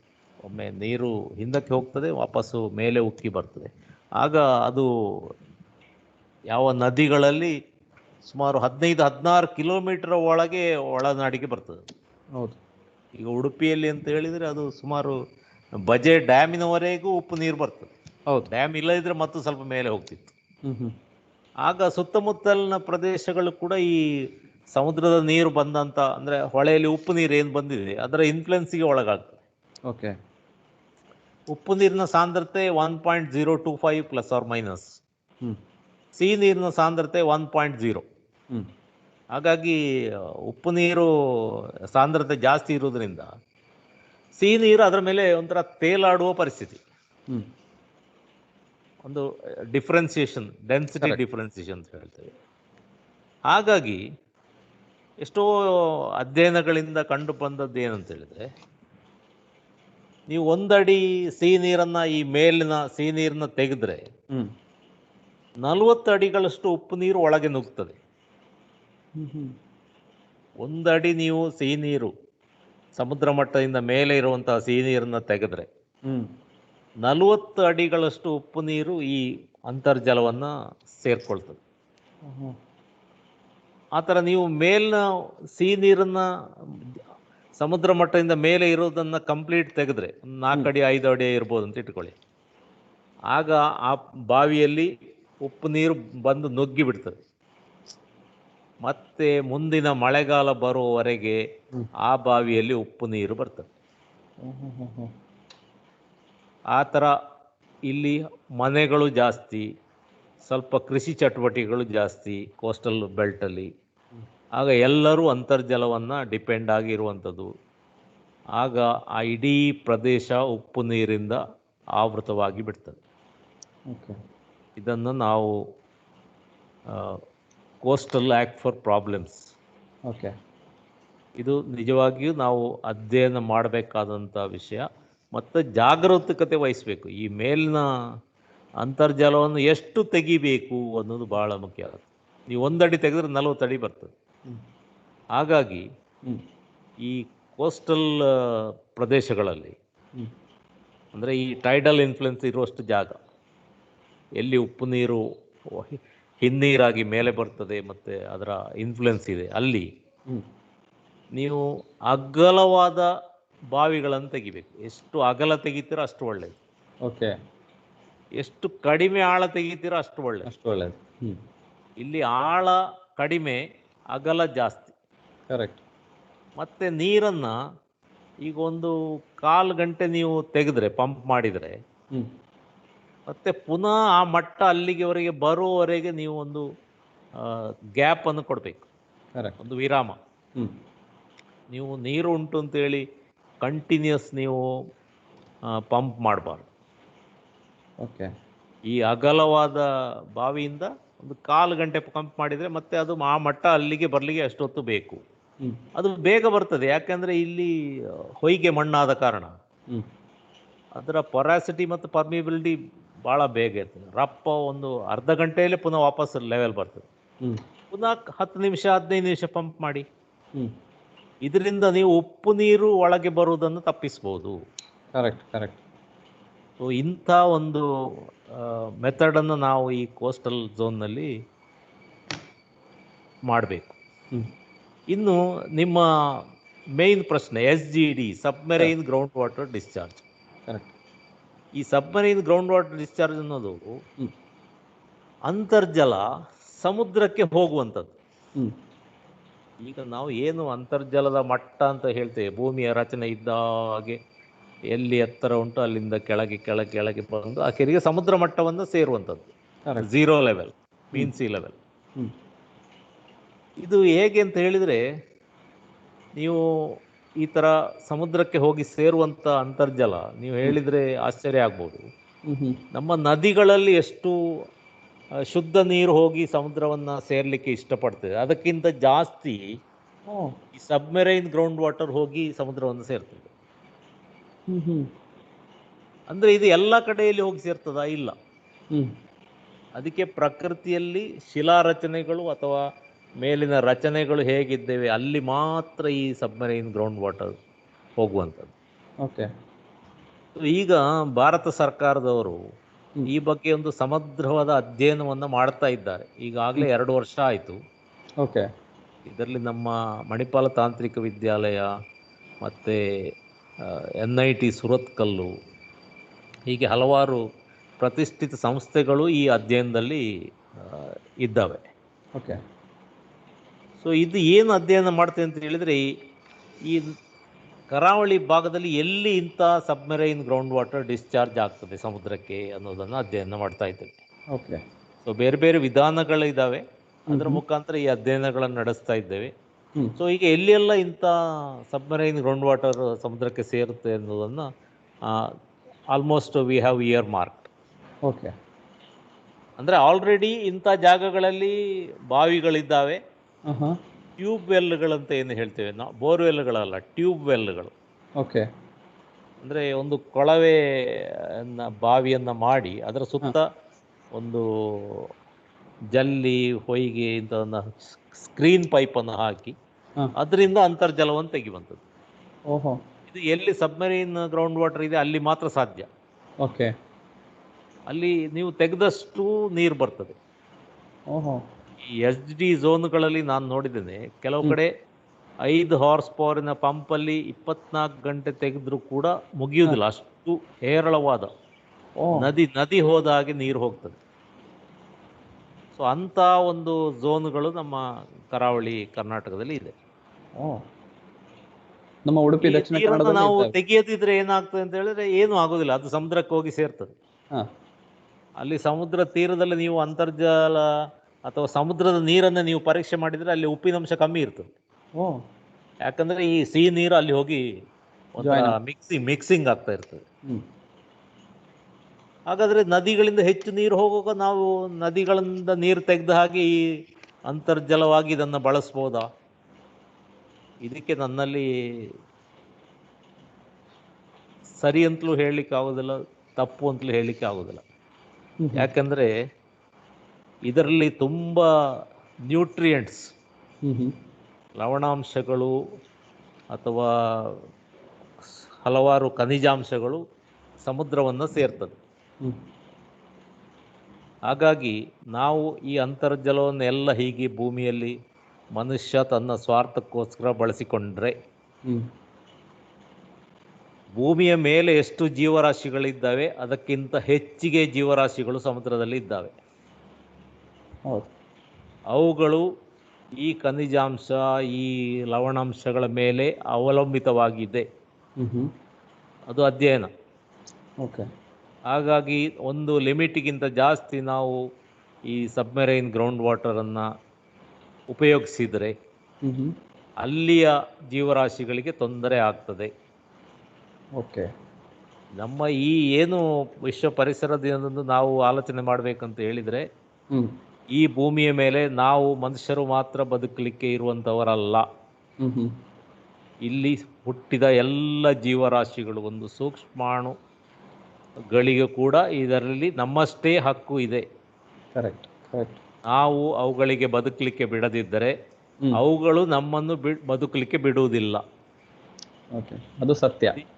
ಅದು ಸತ್ಯ. ಅಂದರೆ ನಾವೀಗ ಅದೇ ಇದರಲ್ಲಿ ಇದ್ದೇವೆ. ಈಗ ಲಾಕ್ಡೌನ್ ಆಗಿ ಮುಖಕ್ಕೆ ಮುಖ ಮುಚ್ಚಿಕೊಂಡು ಮನೆ ಒಳಗೆ ಕೂತ್ಕೊಳ್ಳೋ ಪರಿಸ್ಥಿತಿ ಒಂದು ಸಣ್ಣ ಸೂಕ್ಷ್ಮಾಣು ನಮಗೆ ಬಿಡಿ ಪ್ರಪಂಚಕ್ಕೆ ತಂದು ಬಿಟ್ಟು. ಆಗ ನೀವು ತಿಳ್ಕೊಳ್ಳಿ, ಈ ಸಮುದ್ರದಲ್ಲಿರುವಂಥ ಇಷ್ಟೆಲ್ಲ ಜೀವರಾಶಿಗಳು ಬದುಕಲಿಕ್ಕೆ ಆಗದಿದ್ರೆ ನಾಳೆ ನಮ್ಮ ಪರಿಸ್ಥಿತಿ ಏನು ಆದೀತು ಅಂತ. ಕರೆಕ್ಟ್. ಹಾಗಾಗಿ ಎಲ್ಲವನ್ನು ಜಾಗ್ರತೆಯಾಗಿ ಬಳಸುವಂಥದ್ದು ಬಹಳ ಮುಖ್ಯ. ಕರೆಕ್ಟ್. ಸೊ ಈ ಬಗ್ಗೆ ಹೆಚ್ಚಿಗೆ ಅರಿತಾ ಇದೆ. ಹ್ಮ್. ನಾವು ಒಂದು ಭಾಗವಾಗಿ ಅಧ್ಯಯನ ಮಾಡ್ತಾ ಇದ್ದೇವೆ ಸರ್ಕಾರದ ವತಿಯಿಂದ ಅಂತ ಹೇಳೋದಕ್ಕೆ ಬಹಳ ಹೆಮ್ಮೆ ಪಡ್ತೇನೆ. ಸೊ ಇದರ ಅಧ್ಯಯನ ನಾವು ಖಂಡಿತ ಕಳ್ಕೊಳ್ತೇವೆ. ಎಷ್ಟು ಸಾಧ್ಯವೋ ಅಷ್ಟು ಇನ್ನೊಬ್ಬರಿಗೆ ಇನ್ನೊಂದು ಜೀವರಾಶಿಗೆ ತೊಂದರೆ ಆಗದ ಹಾಗೆ ನಾವು ಬದುಕುವ. ಅದೇ ಈ ವಿಶ್ವ ಪರಿಸರ ದಿನಕ್ಕೆ ನಮ್ಮ ಕೊಡುಗೆ ಅಂತ ನನ್ನ ಅನಿಸಿಕೆ. ಕರೆಕ್ಟ್. Correct sir. ಇನ್ನು ಇದರಲ್ಲಿ ನಮ್ಮ ಈ ಕರಾವಳಿ ಪ್ರದೇಶದಲ್ಲಿ ಈ ಅಂತರ್ಜಲದ ಮಟ್ಟ, ಈ ಗ್ರೌಂಡ್ ವಾಟರ್ ಟೇಬಲ್ ಅಂತ ನಾವೇನೇ ಹೇಳ್ತೇವೆ, ಇದು ನಿಮ್ಮ ಅನುಭವದಲ್ಲಿ ನೀವು ಸುಮಾರು 3 ದಶಕಗಳ ಇದರ ಅಧ್ಯಯನದ ಮೂಲಕ ನೀವು ಹೇಳುವುದಾದ್ರೆ ಹೇಗಿತ್ತು? 4 ದಶಕ. ಅದೇ, ಅದರಲ್ಲಿ ದೊಡ್ಡ ಸಮಯ ಅದು. ಸೊ ಆ ಅಧ್ಯಯನದ ಇದರ ಮೂಲಕ ಹೇಳುದಾದ್ರೆ, ನೀವು ನಿಮ್ಮ ಅನುಭವದ ಮೂಲಕ ಹೇಳುದಾದ್ರೆ ಹೇಗಿತ್ತು ಗ್ರೌಂಡ್ ವಾಟರ್ ಟೇಬಲ್? ಎಷ್ಟು ಡೆಪ್ತ್ ಅಲ್ಲಿ ಇತ್ತು? ಈಗ ಅದು ಯಾವ ಮಟ್ಟಕ್ಕೆ ಇಳಿದಿದೆ? ಇದನ್ನ ನಾವು ವಾಪಸ್ ನೀವು ಮುಂಚೆ ಕಂಡ ಮಟ್ಟಕ್ಕೆ ನಾವು ಎಲಿವೇಟ್ ಮಾಡ್ಲಿಕ್ಕೆ ಸಾಧ್ಯ ಉಂಟಾ ನಮಗೆ? ಅಂದ್ರೆ ಅದು ಮಾಡುದಾದ್ರೆ ಎಷ್ಟು ವರ್ಷಗಳ ನಮ್ಮ ಶ್ರಮ ಬೇಕಾದೀತು ಇನ್ನು ಅಂತ? ನೋಡಿ, ಮನಸ್ಸಿದ್ದಲ್ಲಿ ಮಾರ್ಗ ಇದೆ. ಕರೆಕ್ಟ್. ನಾವು ಶಾಲೆಗಳಲ್ಲಿ ಕಲ್ತದ್ದು ಸಣ್ಣದಾಗಿರುವಾಗ. ಮನಸ್ಸಿಲ್ಲಲ್ಲ, ಅದಕ್ಕೆ ಏನು ಮಾಡೋಣ? ನೋಡಿ, ನಾನು ಈ ಅಂತರ್ಜಲ ಒಂದು ಅಧ್ಯಯನ ಅಥವಾ ಏನೊಂದು ಇದರ ಬಗ್ಗೆ ಒಂದು ಆರಂಭಿಸಿದ್ದು ಸುಮಾರು 1978ರಲ್ಲಿ. 78 ಅಂದರೆ ಈಗ ಆಯಿತು 42 ವರ್ಷ. ಹೌದು. ಸುಮಾರು 84ರಲ್ಲಿ ನಾನು ಈ ಕರಾವಳಿ ಕರ್ನಾಟಕದಲ್ಲಿ ಅಂದರೆ ಮಣಿಪಾಲದಲ್ಲಿ ಉದ್ಯೋಗಕ್ಕೆ ಸೇರಿದ್ದು. ಆಗಿನ ಪರಿಸ್ಥಿತಿ ಹೇಗೆ ಅಂತ ಹೇಳಿದರೆ, 84ರಲ್ಲಿ ನಮಗೆ ಒಂದು ಸಣ್ಣ ಮಟ್ಟಿನ ಡ್ರಾಟ್ ದಕ್ಷಿಣ ಕನ್ನಡದಲ್ಲಿ. ಒಂದು ಮಳೆ ಬರೋದು ಒಂದು ಸ್ವಲ್ಪ ದಿನ ತಡವಾಗಿದ್ದಷ್ಟೇ, ಅಥವಾ ನಮ್ಮ ಪ್ರೀ ಮಾನ್ಸೂನ್ ಮುಂಗಾರುವಿನ ಪೂರ್ವ ಮಳೆಗಳು ಬರಲಿಲ್ಲ. ಏನು ಜನ ಹಾಹಾಕಾರ ಶುರು ಮಾಡಿದರು. ಆಗ ಈ ಬೋರ್ವೆಲ್ಗಳು ಅಷ್ಟು ಪ್ರಚಲಿತದಲ್ಲಿ ಇರಲಿಲ್ಲ. ಆಗ ಇದ್ರೂ ಕೂಡ ಕೆಲವು ಸ್ಲೋ ರಿಗ್ ಅಂತ ಇರ್ತಿತ್ತು. ಅವರು ಒಂದು ಜಾಗಕ್ಕೆ ಬಂದರೆ ಒಂದು 100 ಅಡಿ ಬೋರ್ವೆಲ್ ಮಾಡಬೇಕಾದ್ರೆ 3 ತಿಂಗಳು ಅವರು ಅಲ್ಲಿ ಕುತ್ಕೊಂಡು ಕಟ ಕಟ ಕಟ ಕಟ ಮಾಡ್ತಾ ಇದ್ರು ಒಂದು ಡೀಸೆಲ್ ಎಂಜಿನ್ನಲ್ಲಿ. 100 ಅಡಿ ಅಂದ್ರೆ ದೊಡ್ಡ ಒಂದು ಸಂಗತಿ. ಆಮೇಲೆ ಈ ಫಾಸ್ಟ್ ರಿಗ್ ಅನ್ನೋದು ಬಂತು. ಅವರು ಒಂದು 200 ಅಡಿವರೆಗೆ ಕೊರಿತಾ ಇದ್ರು ಲಾರಿಯಲ್ಲಿ. ಆಗ ಜನರಿಗೆ ಸ್ವಲ್ಪ ಜಾಸ್ತಿ ಬೋರ್ವೆಲ್ ಕೊರಿಲಿಕ್ಕೆ ಶುರು ಮಾಡಿದರು. ಇವತ್ತಿಗೆ ನಾವು 1000 ಅಡಿ ಆಳಕ್ಕೆ ತಲುಪಿದ್ದೇವೆ ಬೋರ್ವೆಲ್ಗಳು. ಆಗ 200 ಅಡಿಗೆ ನಮಗೆ ಬೇಕಾದಷ್ಟು ಅಂತರ್ಜಲ ಪೂರಣೆ ಆಗ್ತಾ ಇತ್ತು. ಇವತ್ತು 1000 ಅಡಿಗೆ ಹೋದರೂ ನಮ್ಮ ರೇಟ್ ಆಫ್ ಸಕ್ಸಸ್ ಭಾಳ ಕಡಿಮೆ. ಕರೆಕ್ಟ್. ಅಲ್ಲಿಗೆ ನೀವು ತಿಳ್ಕೊಳ್ಬೋದು ನಾವು ಎಲ್ಲಿಂದ ಎಲ್ಲಿಗೆ ತಲುಪಿದ್ದೇವೆ ಅಂತೇಳಿ. 200 ಅಡಿಯಿಂದ ಈಗ 1000 ಅಡಿವರೆಗೆ ತಲುಪಿದ್ದೇವೆ. ಅಂದರೆ ಅಷ್ಟು ನಾವು ಖಾಲಿ ಮಾಡಿದ್ದೇವೆ. ಹೌದು. ನಾನು ಮಣಿಪಾಲಕ್ಕೆ ಬಂದಾಗ ಇಲ್ಲಿ ಎಲ್ಲ ಓಪನ್ ವೆಲ್ಗಳು ಇತ್ತು. ಓಪನ್ ವೆಲ್ಗಳಲ್ಲಿ ಎಲ್ಲ ನೀರು ಉಪಯೋಗಿಸ್ತಾ ಇದ್ರು. ಇವತ್ತು ಮಣಿಪಾಲದಲ್ಲಿ ನೀವು ಓಪನ್ ವೆಲ್ಗಳು ಇಲ್ಲ. ಅಂದರೆ ಅಂತರ್ಜಲದ ಮಟ್ಟ ಓಪನ್ ವೆಲ್ಲಲ್ಲಿ ತೆಗೆಯುವಷ್ಟು 50-60 ಅಡಿ ಆಳದಲ್ಲಿ ತೆಗೆದು ನಾವು ಬೇಸಿಗೆಯಲ್ಲಿ ನೀರು ಕುಡಿತೇನೆ ಅನ್ನುವ ಧೈರ್ಯ ಅವನಿಗಿಲ್ಲ. ಕರೆಕ್ಟ್. ಅಂದರೆ ನಾವು ಆ ಮೇಲಿನ ಪದರದ ಅಂತರ್ಜಲವನ್ನು ಎಲ್ಲವನ್ನು ಕಳ್ಕೊಂಡಿದ್ದೇವೆ. ಕರೆಕ್ಟ್. ಈ ಪರಿಸ್ಥಿತಿ ಸುತ್ತಮುತ್ತಲಿನ ಎಲ್ಲ ಪ್ರದೇಶಗಳಲ್ಲಿಯೂ ಇದೆ. ಒಂದು ಕೆಲವು ಜಾಗಗಳಲ್ಲಂತೂ ಪ್ರತಿಯೊಂದು ಮನೆಯಲ್ಲಿ ಅಥವಾ ಅವರ ಜಾಗದಲ್ಲಿಯೂ ಬೋರ್ವೆಲ್ಗಳು. ಒಂದು ತೆಗೆದು ನೀರು ಸಿಕ್ಕಿಲ್ಲ ಅಂದರೆ ಮತ್ತೊಂದು ತೆಗೆಯೋದು, ಮತ್ತೊಂದರೆ ಮತ್ತೊಂದು ತೆಗೆಯೋದು. ಆಮೇಲೆ ಇನ್ನೊಂದು ದುರಂತ ನಾನು ನೋಡಿದ್ದೆ ಅಂತ ಹೇಳಿದರೆ, ಅಂತರ್ಜಲ ಈಗ ಬೋರ್ವೆಲ್ ತೆಗೆದು ಸಿಕ್ಕಿತು ಅಂತ ಹೇಳಿದರೆ ಆ ಒಂದು ಅವರ ಜಾಗದಲ್ಲಿ ಕೆಲವು ವಿಭಾಗಗಳು, ಒಂದು ಇಳಿಜಾರಾದ ಗುಡ್ಡ ಇರ್ತದೆ, ಎತ್ತರವಾದ ಪ್ರದೇಶ ಇರ್ತದೆ, ಅಲ್ಲಿ ಎಲ್ಲ ಅಡಿಕೆ ಬೆಳೆ ಮಾಡೋದು. ಈ ಅಡಿಕೆ ಅಂತ ಹೇಳಿದರೆ ಒಂದು ಯಾವ ರೀತಿಯ ಬೆಳೆ ಅಂತ ಹೇಳಿದರೆ ಈಗಂತೂ ಭಾಳ ರೇಟ್, ಕೆಜಿಗೆ 500 ರೂಪಾಯಿವರೆಗೆ ಇದೆ. ಹೌದು. ಹಾಗಾಗಿ ಅದರ ದುಡ್ಡಿನ ಮೇಲೆ ಒಂದು ವ್ಯಾಮೋಹ. ಆ ಪ್ರದೇಶ ಅಡಿಕೆ ಬೆಳೆಗೆ ಸೂಕ್ತವಾ ಇಲ್ವಾ ಇಲ್ಲ, ಅದು ಹೇಗಾದರೂ ಬೋರ್ವೆಲ್ ನೀರುಂಟಲ್ಲ ಅದನ್ನು ಫುಲ್ ಆ ಗುಡ್ಡದ ಮೇಲಕ್ಕೆ ಹಾಯಿಸೋದು. ಅಲ್ಲಿ ಸ್ಪ್ರಿಂಕ್ಲರು 24 ಗಂಟೆ ಕರೆಂಟ್ ಇದ್ದರೆ, ಅಂದರೆ ವಿದ್ಯುತ್, ಉಚಿತ ವಿದ್ಯುತ್ ಸವಲತ್ತು ನಮ್ಮ ಸರ್ಕಾರದವರು ಕೊಟ್ಟಿದ್ದಾರೆ. ಆ ಮಟ್ಟಿನಲ್ಲಿ ಕರೆಂಟ್ ಇರುವಾಗೆಲ್ಲ ಅಲ್ಲಿ ನೀರು ಹಾರ್ತಾ ಇರ್ತದೆ. ಆದರೆ ಒಂದನ್ನು ನಾವು ಸತ್ಯವನ್ನು ತಿಳ್ಕೊಳ್ಬೇಕು, ಈ ಯಾರ್ಯಾರು ಹೀಗೆ ಮಾಡ್ತಾರೋ ಅವರು, ನಾವು ಎಷ್ಟೋ ವರ್ಷಗಳಿಂದ ಅಲ್ಲಿ ಶೇಖರಣೆ ಆಗಿರುವಂಥ ಅಂತರ್ಜಲ ಈ ಒಂದು ಮಳೆಗಾಲದಲ್ಲಿ ಇಂಥ ಡೀಪ್ ಆಕ್ವರ್ಸ್ ಅಂತ ನಾವೇನು ಹೇಳ್ತೇವೆ ಅದು ತುಂಬುವುದಿಲ್ಲ. ಓಕೆ. ಅದು 10 ಅಥವಾ 100 ವರ್ಷದ ಹಿಂದಿನ ಶೇಖರಣೆ. ಅದನ್ನು ನಾವು ಈ ಥರ ಸ್ಪ್ರಿಂಕ್ಲರ್ ಹಾಕಿ ಗುಡ್ಡೆಯಲ್ಲಿ ತಿರುಗಿಸಿದರೆ ಅಡಿಕೆ ಬೆಳೆಯುವುದಕ್ಕೋಸ್ಕರ ಜಗಿದು ಉಗುಳುವ ಒಂದು ವಸ್ತು, ಯಾರ್ದು ಹೊಟ್ಟೆ ತುಂಬಿಸುವುದಿಲ್ಲ. ಅದು ಅದರ ಮಾರಿ ಪಡೆದುಕೊಂಡ ದುಡ್ಡು ಮಾತ್ರ ಹೊಟ್ಟೆ ತುಂಬುತ್ತೆ ವಿನ ಅಡಿಕೆಗೆ ಅಂಥ ಒಂದು ಫುಡ್ ವ್ಯಾಲ್ಯೂ ಇಲ್ಲ.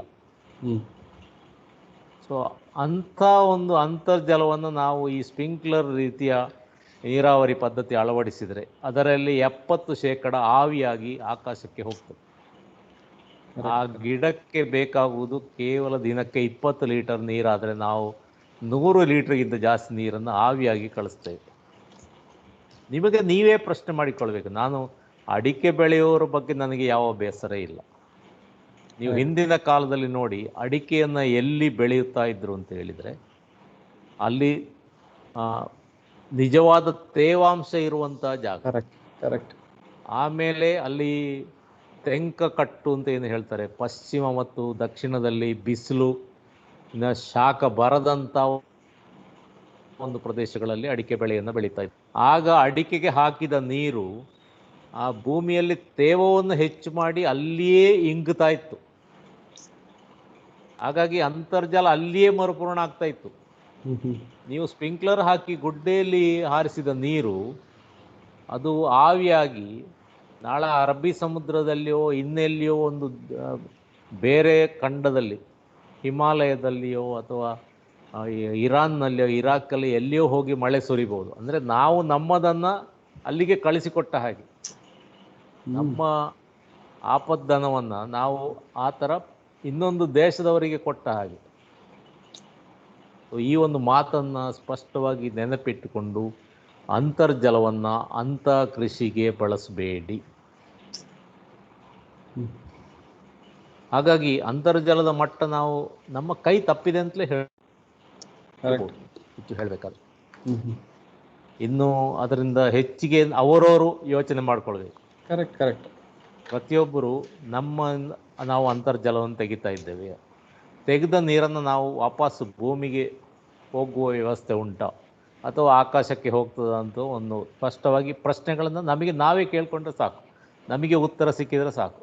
ಆ ಉತ್ತರಕ್ಕೆ ನಾವು ಸ್ಪಂದಿಸಿದರೆ ಈ ವಿಶ್ವ ಪರಿಸರ ದಿನ ನಾವು ಆಚರಣೆ ಮಾಡೋದ್ರಲ್ಲಿ ಒಂದು ಅರ್ಥ ಉಂಟು, ಇಲ್ಲದಿದ್ದರೆ ಇಲ್ಲ. ಕರೆಕ್ಟ್ ಕರೆಕ್ಟ್ ಕರೆಕ್ಟ್ ಸರ್, ಬಹಳ ಉಪಯುಕ್ತವಾಗಿತ್ತು. ಇನ್ನು ಕೊನೆಯದಾಗಿ ನನ್ನ ಬಹಳ ಮುಖ್ಯವಾದಂಥ ಒಂದು ಪ್ರಶ್ನೆ, ಈ ಮಳೆ ನೀರಿನ ಕೊಯ್ಲು ಈಗ ನಮ್ಮ ಕರಾವಳಿ ಅಂತ ಮಾತ್ರ ಅಲ್ಲ, ಇದು ಕರ್ನಾಟಕದ ಒಂದು ಸ್ಟೇಟಸ್ ಅಂತ ತಕೊಂಡ್ರೆ ಇದರ ಇಂಪ್ಲಿಮೆಂಟೇಷನ್ ಎಷ್ಟರ ಮಟ್ಟಿಗೆ ಆಗಿದೆ, ಮತ್ತೆ ಅದನ್ನು ನಾವು ಯಾವ ರೀತಿ ಆ ಇಂಪ್ಲಿಮೆಂಟೇಷನ್ ಇಂಪ್ರೂವ್ ಮಾಡ್ಬೋದು. ಈಗ ಯಾರೋ ಒಬ್ಬ ಟೆಕ್ನಿಕಲ್ ಪರ್ಸನ್ ಅನ್ನು ಮನೆಗೆ ಕರೆಸಿ ಯಾವ ರೀತಿ ಮಾಡಬೇಕು ಅಂತ ಹೇಳಿಸಿಕೊಂಡು ಮಾಡುವುದಕ್ಕೂ, ಪ್ರತಿಯೊಬ್ಬರು ಕೂಡ ಅವರದ್ದೇ ಆದಂತಹ ಲಿಮಿಟಿನಲ್ಲಿ ಅವರ ಓನ್ ಕೆಪಾಸಿಟಿಯಲ್ಲಿ ಅವರು ಯಾವ ರೀತಿ ಇದಕ್ಕೆ ಕಾಂಟ್ರಿಬ್ಯೂಟ್ ಮಾಡ್ಬೋದು ಅಂತ ಹೇಳುವಂಥದ್ದು ಮುಖ್ಯವಾದಂಥ ಪ್ರಶ್ನೆ. ನೋಡಿ, ನೀವು ಈಗ ಎರಡನೇದು ಹೇಳಿದ್ರಲ್ಲ, ನಾವು ಹೇಗೆ ನೋಡಿ ಸರ್ಕಾರವೇ ಕಾನೂನು ಮಾಡಿ, ನೀವೊಂದು ಮನೆ ಲೈಸೆನ್ಸಿಗೆ ಅರ್ಜಿ ಹಾಕುವುದಾದ್ರೆ ಮನೆ ಕಟ್ಟಲಿಕ್ಕೆ, ಅದರಲ್ಲಿ ಒಂದು ಕೊನೆಯಲ್ಲಿ ಒಂದು ಕಾಲಮ್ ಉಂಟು, ನಾನು ಅಂತರ್ಜಲ ಮರುಪೂರ್ಣ ವ್ಯವಸ್ಥೆಯನ್ನು ಮಾಡ್ತೇನೆ. ಆಮೇಲೆ ನೀವು ಮನೆ ಕಟ್ಟಿ ಆದ ಮೇಲೆ ಡೋರ್ ನಂಬರ್ ತಗೊಳ್ಬೇಕಾದ್ರೆ ಅಂತರ್ಜಲ ಮರುಪೂರಣದ ಎಲ್ಲ ಇದ್ರು ಕಂಪ್ಲೀಟ್ ಮಾಡಿದ್ದೇನೆ ಅಂತ ನೀವು ದಸ್ಕತ್ ಹಾಕಿ ಕೊಡ್ತೀರಿ. ಅವರು ಬಂದು ನೋಡಿ ಅದಕ್ಕೆ ಒಪ್ಪಿಗೆ ಸೂಚಿಸಿ ಮತ್ತೆ ನಿಮಗೆ ಒಂದು ಡೋರ್ ನಂಬರ್ ಕೊಡ್ತಾರೆ. ಕರೆಕ್ಟ್. ಆದರೆ ಸರಿಯಾಗಿ ಆಗ್ತಾ ಇದೆಯೋ ಇಲ್ಲುವಂಥದ್ದು ನಾನು ಹೇಳುವುದಿಲ್ಲ. ಓಕೆ, ಕೆಲವರು ಆ ಥರ ಅದಕ್ಕೆ ಆ ಒಂದು ಕಾನೂನಿಗೋಸ್ಕರ ಒಂದು ಅಂತರ್ಜಲ ಮರುಪೂರಣದ ಒಂದು ನಾಟಕ ಮಾಡೋದು ಉಂಟು. ಅದು ಅವರ ಇಗ್ನೋರೆನ್ಸ್ ಅಂತ ಹೇಳಬೇಕಾ, ಬುದ್ಧಿವಂತಿಕೆ ಅಂತ ಹೇಳಬೇಕಾ ನನಗೆ ನಿಜವಾಗಿಯೂ ನಾವು ಭೂಮಿಯಿಂದ ನೀರನ್ನು ಪಡೆಯುವುದೇ ಆದರೆ ಅದನ್ನು ವಾಪಸ್ಸು ಮರುಪೂರಣದ ಕೆಲಸವು ನಮ್ಮ ಕರ್ತವ್ಯ ಆಗಿದೆ. Correct correct. ಅದನ್ನು ನಾವು ಮರೆಯುವಂತಿಲ್ಲ. ನಿಜವಾಗಿ. ಯಾಕಂದರೆ ನಾಳೆ ನಾವು ಪುನಃ ಅದನ್ನೇ ಪಡೆಯುವಂಥದ್ದು. ಇವತ್ತು ಉಪಯೋಗಿಸಿ ಆಯಿತು, ಈ ವರ್ಷದ ಆಯ್ತಪ್ಪ, ಇನ್ನು ಮಳೆ ಬಂತು, ಬಾವಿಯಲ್ಲಿ ನೀರು ಹೆಚ್ಚು, ನಾವು ಉಪಯೋಗಿಸಿದಷ್ಟು ನೀರು ಭೂಮಿಗೆ ಹೋಗುವಂತೆ ಮಾಡಿದ್ದೇವೆ ಇಲ್ಲವೋ ಅನ್ನೋದನ್ನು ನಾವೇ ಪರಿಶೀಲಿಸಿಕೊಳ್ಬೇಕು. ನಮಗೆ ಅರ್ಥ ಆಗಲಿಲ್ಲ ನಮ್ಮ ಭೂಮಿಯಲ್ಲಿ ನೀರು ಹಿಂಗಿಸುವ ಕ್ರಮ ಸರಿ ಉಂಟಾ ಇಲ್ವೋ, ನೀವು ತಿಳಿದವರನ್ನು ಕೇಳಿ. ಕರೆಕ್ಟ್. ಅದು ಯಾವ ರೀತಿ ಮಾಡಬೇಕಾಗಿತ್ತು, ನನ್ನಲ್ಲಿ ಏನಾದ್ರು ತಪ್ಪುಗಳಾಗಿದ್ದೇವೆ ಅದನ್ನು ಕೇಳಿ ತಿಳ್ಕೊಂಡು ಸರಿ ಮಾಡಿಕೊಳ್ಳಿ. ಎಷ್ಟು ಜಾಸ್ತಿ ನಾವು ಅಂತರ್ಜಲವನ್ನು ಮರುಪೂರ್ಣ ಮಾಡ್ತೇವೋ ಅಷ್ಟು ದೀರ್ಘಕಾಲ ಈ ಭೂಮಿ ಬದುಕೋದಕ್ಕೆ ಯೋಗ್ಯವಾಗಿರ್ತದೆ. ಈಗಾಗಲೇ ನಾವು ಬೇಕಷ್ಟು ಹಾನಿ ಮಾಡಿದ್ದೇವೆ ಅಂತೇಳಿ ಎಲ್ಲರೂ ಒಪ್ಪಿಕೊಳ್ಳುವಂಥ ವಿಚಾರ. ಹೌದೌದು. ಆದರೆ ಹೇಗೆ ಮಾಡಬೇಕು, ಮಾಡಿ ಸರಿಯಾಗಿದೆ ಇಲ್ವೋ, ಅದು ಅಧ್ಯಯನಗಳ ಮುಖಾಂತರ ಮಾಡಿ ಸರಿ ಮಾಡಿಕೊಳ್ಳುವಂಥದ್ದು ನಮ್ಮ ಒಂದು ಧ್ಯೇಯವಾಗಿರಬೇಕು. ಈ ನಿಟ್ಟಿನಲ್ಲಿ ನೋಡಿ, ಅಂತರ್ಜಲ ಮರುಪೂರಣ ಅಂತ ಹೇಳಿದರೆ ಹಲವು ರೀತಿಯಲ್ಲಿ ಉಂಟು. ಒಂದು, ಕೆಲವರು ಕೇವಲ ಒಂದು 60-40 ಸೈಟು, ಅಂದರೆ 5 ಸೆಂಟ್ಸು ಜಾಗ, ಕೆಲವರು 10 ಸೆಂಟ್ಸು, ಕೆಲವರು ಅರ್ಧ ಎಕರೆ, ಕೆಲವರು 5 ಎಕರೆ ಕೃಷಿ ಭೂಮಿ, ಕೆಲವೊಂದು 60 ಎಕರೆ ಜಾಗ, ಈ ಥರ ಬೇರೆ ಬೇರೆ ಥರದ ಜಾಗದ ಒಂದು ಮಿತಿ ಇರ್ತದೆ ಒಬ್ಬರಿಗೆ. Correct correct. ಎಲ್ಲರಿಗೂ ಒಂದೇ ಥರದ ಅಂತರ್ಜಲ ಮರುಪೂರ್ಣ ಮಾಡಲಿಕ್ಕೆ ಆಗೋದಿಲ್ಲ, ಅದು ಬೇರೆ ಬೇರೆ. ಆಮೇಲೆ ಪಕ್ಕದ ಮನೆಯವರು ಅವರ ಮಾಡಿದ ನೀರನ್ನು ಬಾವಿಗೆ ಬಿಟ್ಟಿದ್ದಾರೆ, ಎಲ್ಲರೂ ಅದೇ ಬಾವಿಗೆ ನೀರು ಬಿಡುವುದು ಅಲ್ಲ. ಪಕ್ಕದ ಮನೆಯಲ್ಲಿ ಅವರ ಬಾವಿ ಮತ್ತು ಈ ಅಂತರ್ಜಲ ಪೂರಣ ಆ, ನೀರು ಬಿಡುವ ಜಾಗ, ಪಿಟ್ ಅಂತ ನಾವೇನು ಹೇಳ್ತೇವೆ, ಮತ್ತು ಅವರ ಪಾಯ್ಖಾನೆ ಹೊಂಡ ಹ್ಮ್ ಎಲ್ಲ ಹತ್ರ ಹತ್ರ ಇದ್ದರೆ ಇದು ನಾವು ಮೂರನ್ನು ಮಿಕ್ಸ್ ಮಾಡಿದಾಗ ಆಗ್ತದೆ ಅಷ್ಟೇ. ಹೌದು ಹೌದು ಇದು ಇನ್ನೊಂದು ಅಪಾಯಕ್ಕೆ ಸಮಸ್ಯೆಗೆ ಆಹ್ವಾನ ದಾರಿ. ಕೊಟ್ಟ ಹಾಗೆ. ಹೌದು ಹೌದು. ಈ ಥರ ಇದು ಸೈಟ್ ಸ್ಪೆಸಿಫಿಕ್ ಆಗಿರಬೇಕು. Okay it cannot be generalised. Okay. ಕಾನೂನು ಏನು ಹೇಳ್ತದೆ ಅಂದರೆ ಒಂದು ಅಂತರ್ಜಲ ಮರುಪೂರ್ಣ ಇರಬೇಕು ಅಷ್ಟೇ ಹೇಳ್ತದೆ. ಆದರೆ ಸರಿಯಾದ ಒಂದು ಗೈಡೆನ್ಸ್ ತೆಗೆದುಕೊಂಡು ಇದನ್ನು ಮಾಡಬೇಕು. ಸ್ವಲ್ಪ ಜಾಸ್ತಿ ಜಾಗ ಉಂಟು, ನೀವು ಅಂತರ್ಜಲ ಪೂರ್ಣಕ್ಕೆ ಹೆಚ್ಚು ಅವಕಾಶಗಳು, ನಿಮಗೆ ನೀವು ಖುಷಿ ಪಡಬೇಕು. ಹ್ಮ್ ಅಂದರೆ ನೀವು ಹಾಕಿದ ನೀರು ನೀವೇ ಪಡೆಯುವುದು ಅಂತಲ್ಲ. ಈ ಭೂಮಿಯೊಳಗೆ ನಾವು ಏನು ಕಾಂಪೌಂಡು ಅಥವಾ ಬೇಲಿಗಳನ್ನು ಹಾಕಿದ್ದೇವೆ, ಇದು ನಮ್ಮ ಸ್ಯಾಟಿಸ್ಫ್ಯಾಕ್ಷನ್ಗೆ ನಾನು ಗಡಿ ಅಂತ ಗುರುತಿಸ್ಕೊಂಡದ್ದು. ಭೂಮಿಯ ಒಳಗೆ ಅಂಥ ಗಡಿಗಳಿಲ್ಲ. ಹ್ಮ್ ಭೂಮಿಯ ಒಳಗಡೆ ನಾನು ಆಗ ಹೇಳಿದಲ್ಲ ಡೈಕ್ಸ್ ಅಂತ, ಹ್ಮ್ ಅದು ನಿಜವಾದ ಗಡಿಗಳು. ಅಲ್ಲಿ ನೀರು ಈಚೆಯಿಂದ ಆಚೆ ಹೋಗುವುದಿಲ್ಲ, ಅದು ಪ್ರಕೃತಿ ನಿರ್ಮಿಸಿದಂಥ ಒಂದು ಗಡಿಗಳು. ಹ್ಮ್ ಸೊ ಎಲ್ಲಿ ನಾವು ಅಂತರ್ಜಲ ಶೇಖರಣೆ ಆಗಲಿಕ್ಕೆ ವಿಪುಲ ಅವಕಾಶಗಳಿದೆ ಅನ್ನೋದು ಅಧ್ಯಯನ ಇಲ್ಲಿ ನಮಗೆ ಅನುಕೂಲಕ್ಕೆ ಬರ್ತದೆ. ಓಕೆ. ಈಗ ಹೆಚ್ಚು ಜಾಗ ಇರುವಂಥವರು ಈ ರೀತಿಯ ಅಧ್ಯಯನವನ್ನು ಕೈಗೊಂಡು ಅವರ ಜಾಗೆಯಲ್ಲಿ ಎಲ್ಲಿ ಅಂತರ್ಜಲದ ಶೇಖರಣೆ ಆಗುವಂಥ ಜಾಗ ಇದೆ ಅಲ್ಲಿ ಅಂತರ್ಜಲವನ್ನು ಪೂರ್ಣ ಮಾಡತಕ್ಕದ್ದು. ಓಕೆ. ಅವರಿಗೆ ಆ ಅವಕಾಶ ಇದೆ. 5 ಸೆಂಟ್ಸ್ Correct. ಜಾಗದವನಿಗೆ ಅದಿಲ್ಲ. Correct correct. ಅವನ ಲಿಮಿಟೆಡ್ ಜಾಗದಲ್ಲಿ ಏನು what best he can do. Correct.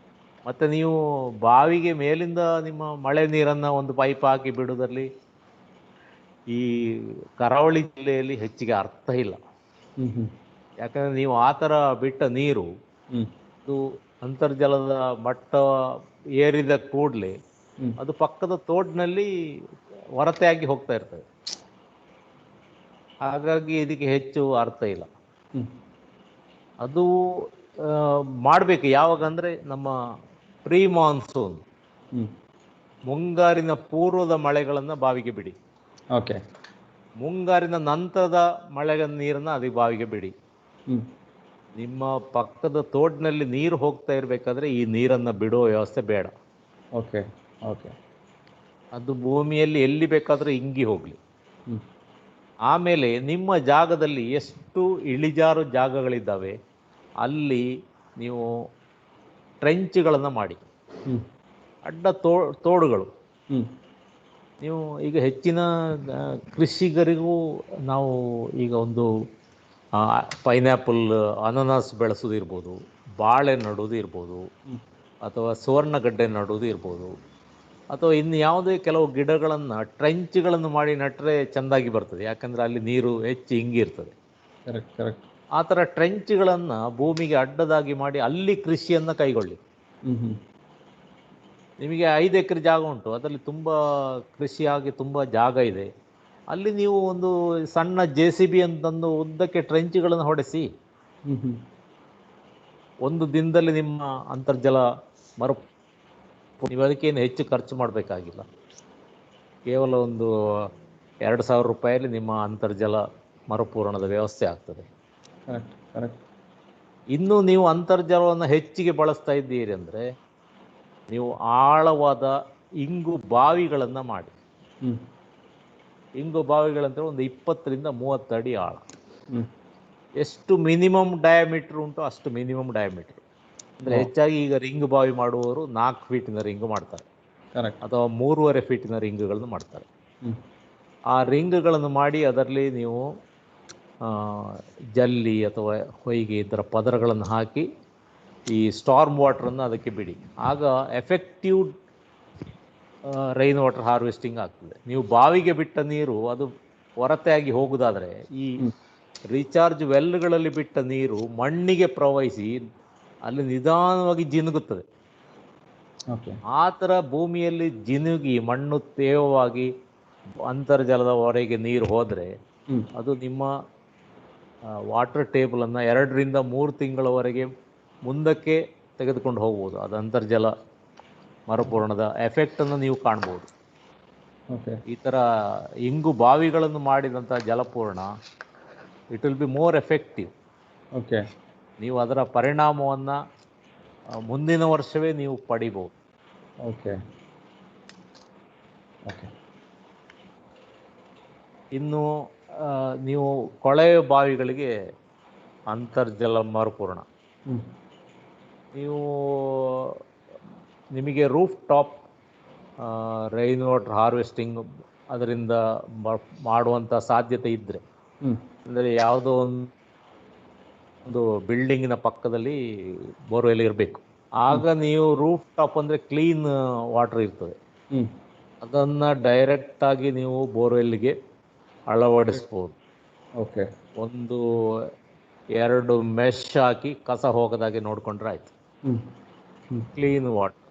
Okay ಇಲ್ಲ ನಿಮಗೆ ಸ್ಟಾರ್ಮ್ ವಾಟ್ರೇ ಅಲ್ಲಿಗೆ ಇರುವಂಥದ್ದು, ಯಾವುದೇ ಒಂದು ರೂಫ್ ಟಾಪ್ ಫೆಸಿಲಿಟೀಸ್ ಇಲ್ಲ ಅಂತೇಳಿ ಆದರೆ, ಹ್ಞೂ ನೀವು ಅದರ ಸುತ್ತ ಒಂದು 4 ಅಡಿಯ ರಿಂಗ್ ಹಾಕಿ ಹ್ಞೂ ಆ ಬೋರ್ವೆಲ್ನ ಕೇಸಿಂಗ್ಗಳಿಗೆ ರಂಧ್ರವನ್ನು ಕೊರೆದು ಹ್ಞೂ ಅದಕ್ಕೆ ಸ್ಟೀಲ್ ಮೆಷನ್ನು ಹಾಕಿ ಹ್ಞೂ ಆಮೇಲೆ ಈ 8-10 ಅಡಿ ಕೊರೆದಂಥ ರಿಂಗಿಗೆ ಜಲ್ಲಿಯನ್ನು ತುಂಬಿಸಿ ಆ ಸ್ಟಾರ್ಮ್ ವಾಟ್ರನ್ನು ಅದಕ್ಕೆ ಬಿಡುವಂಥದ್ದು.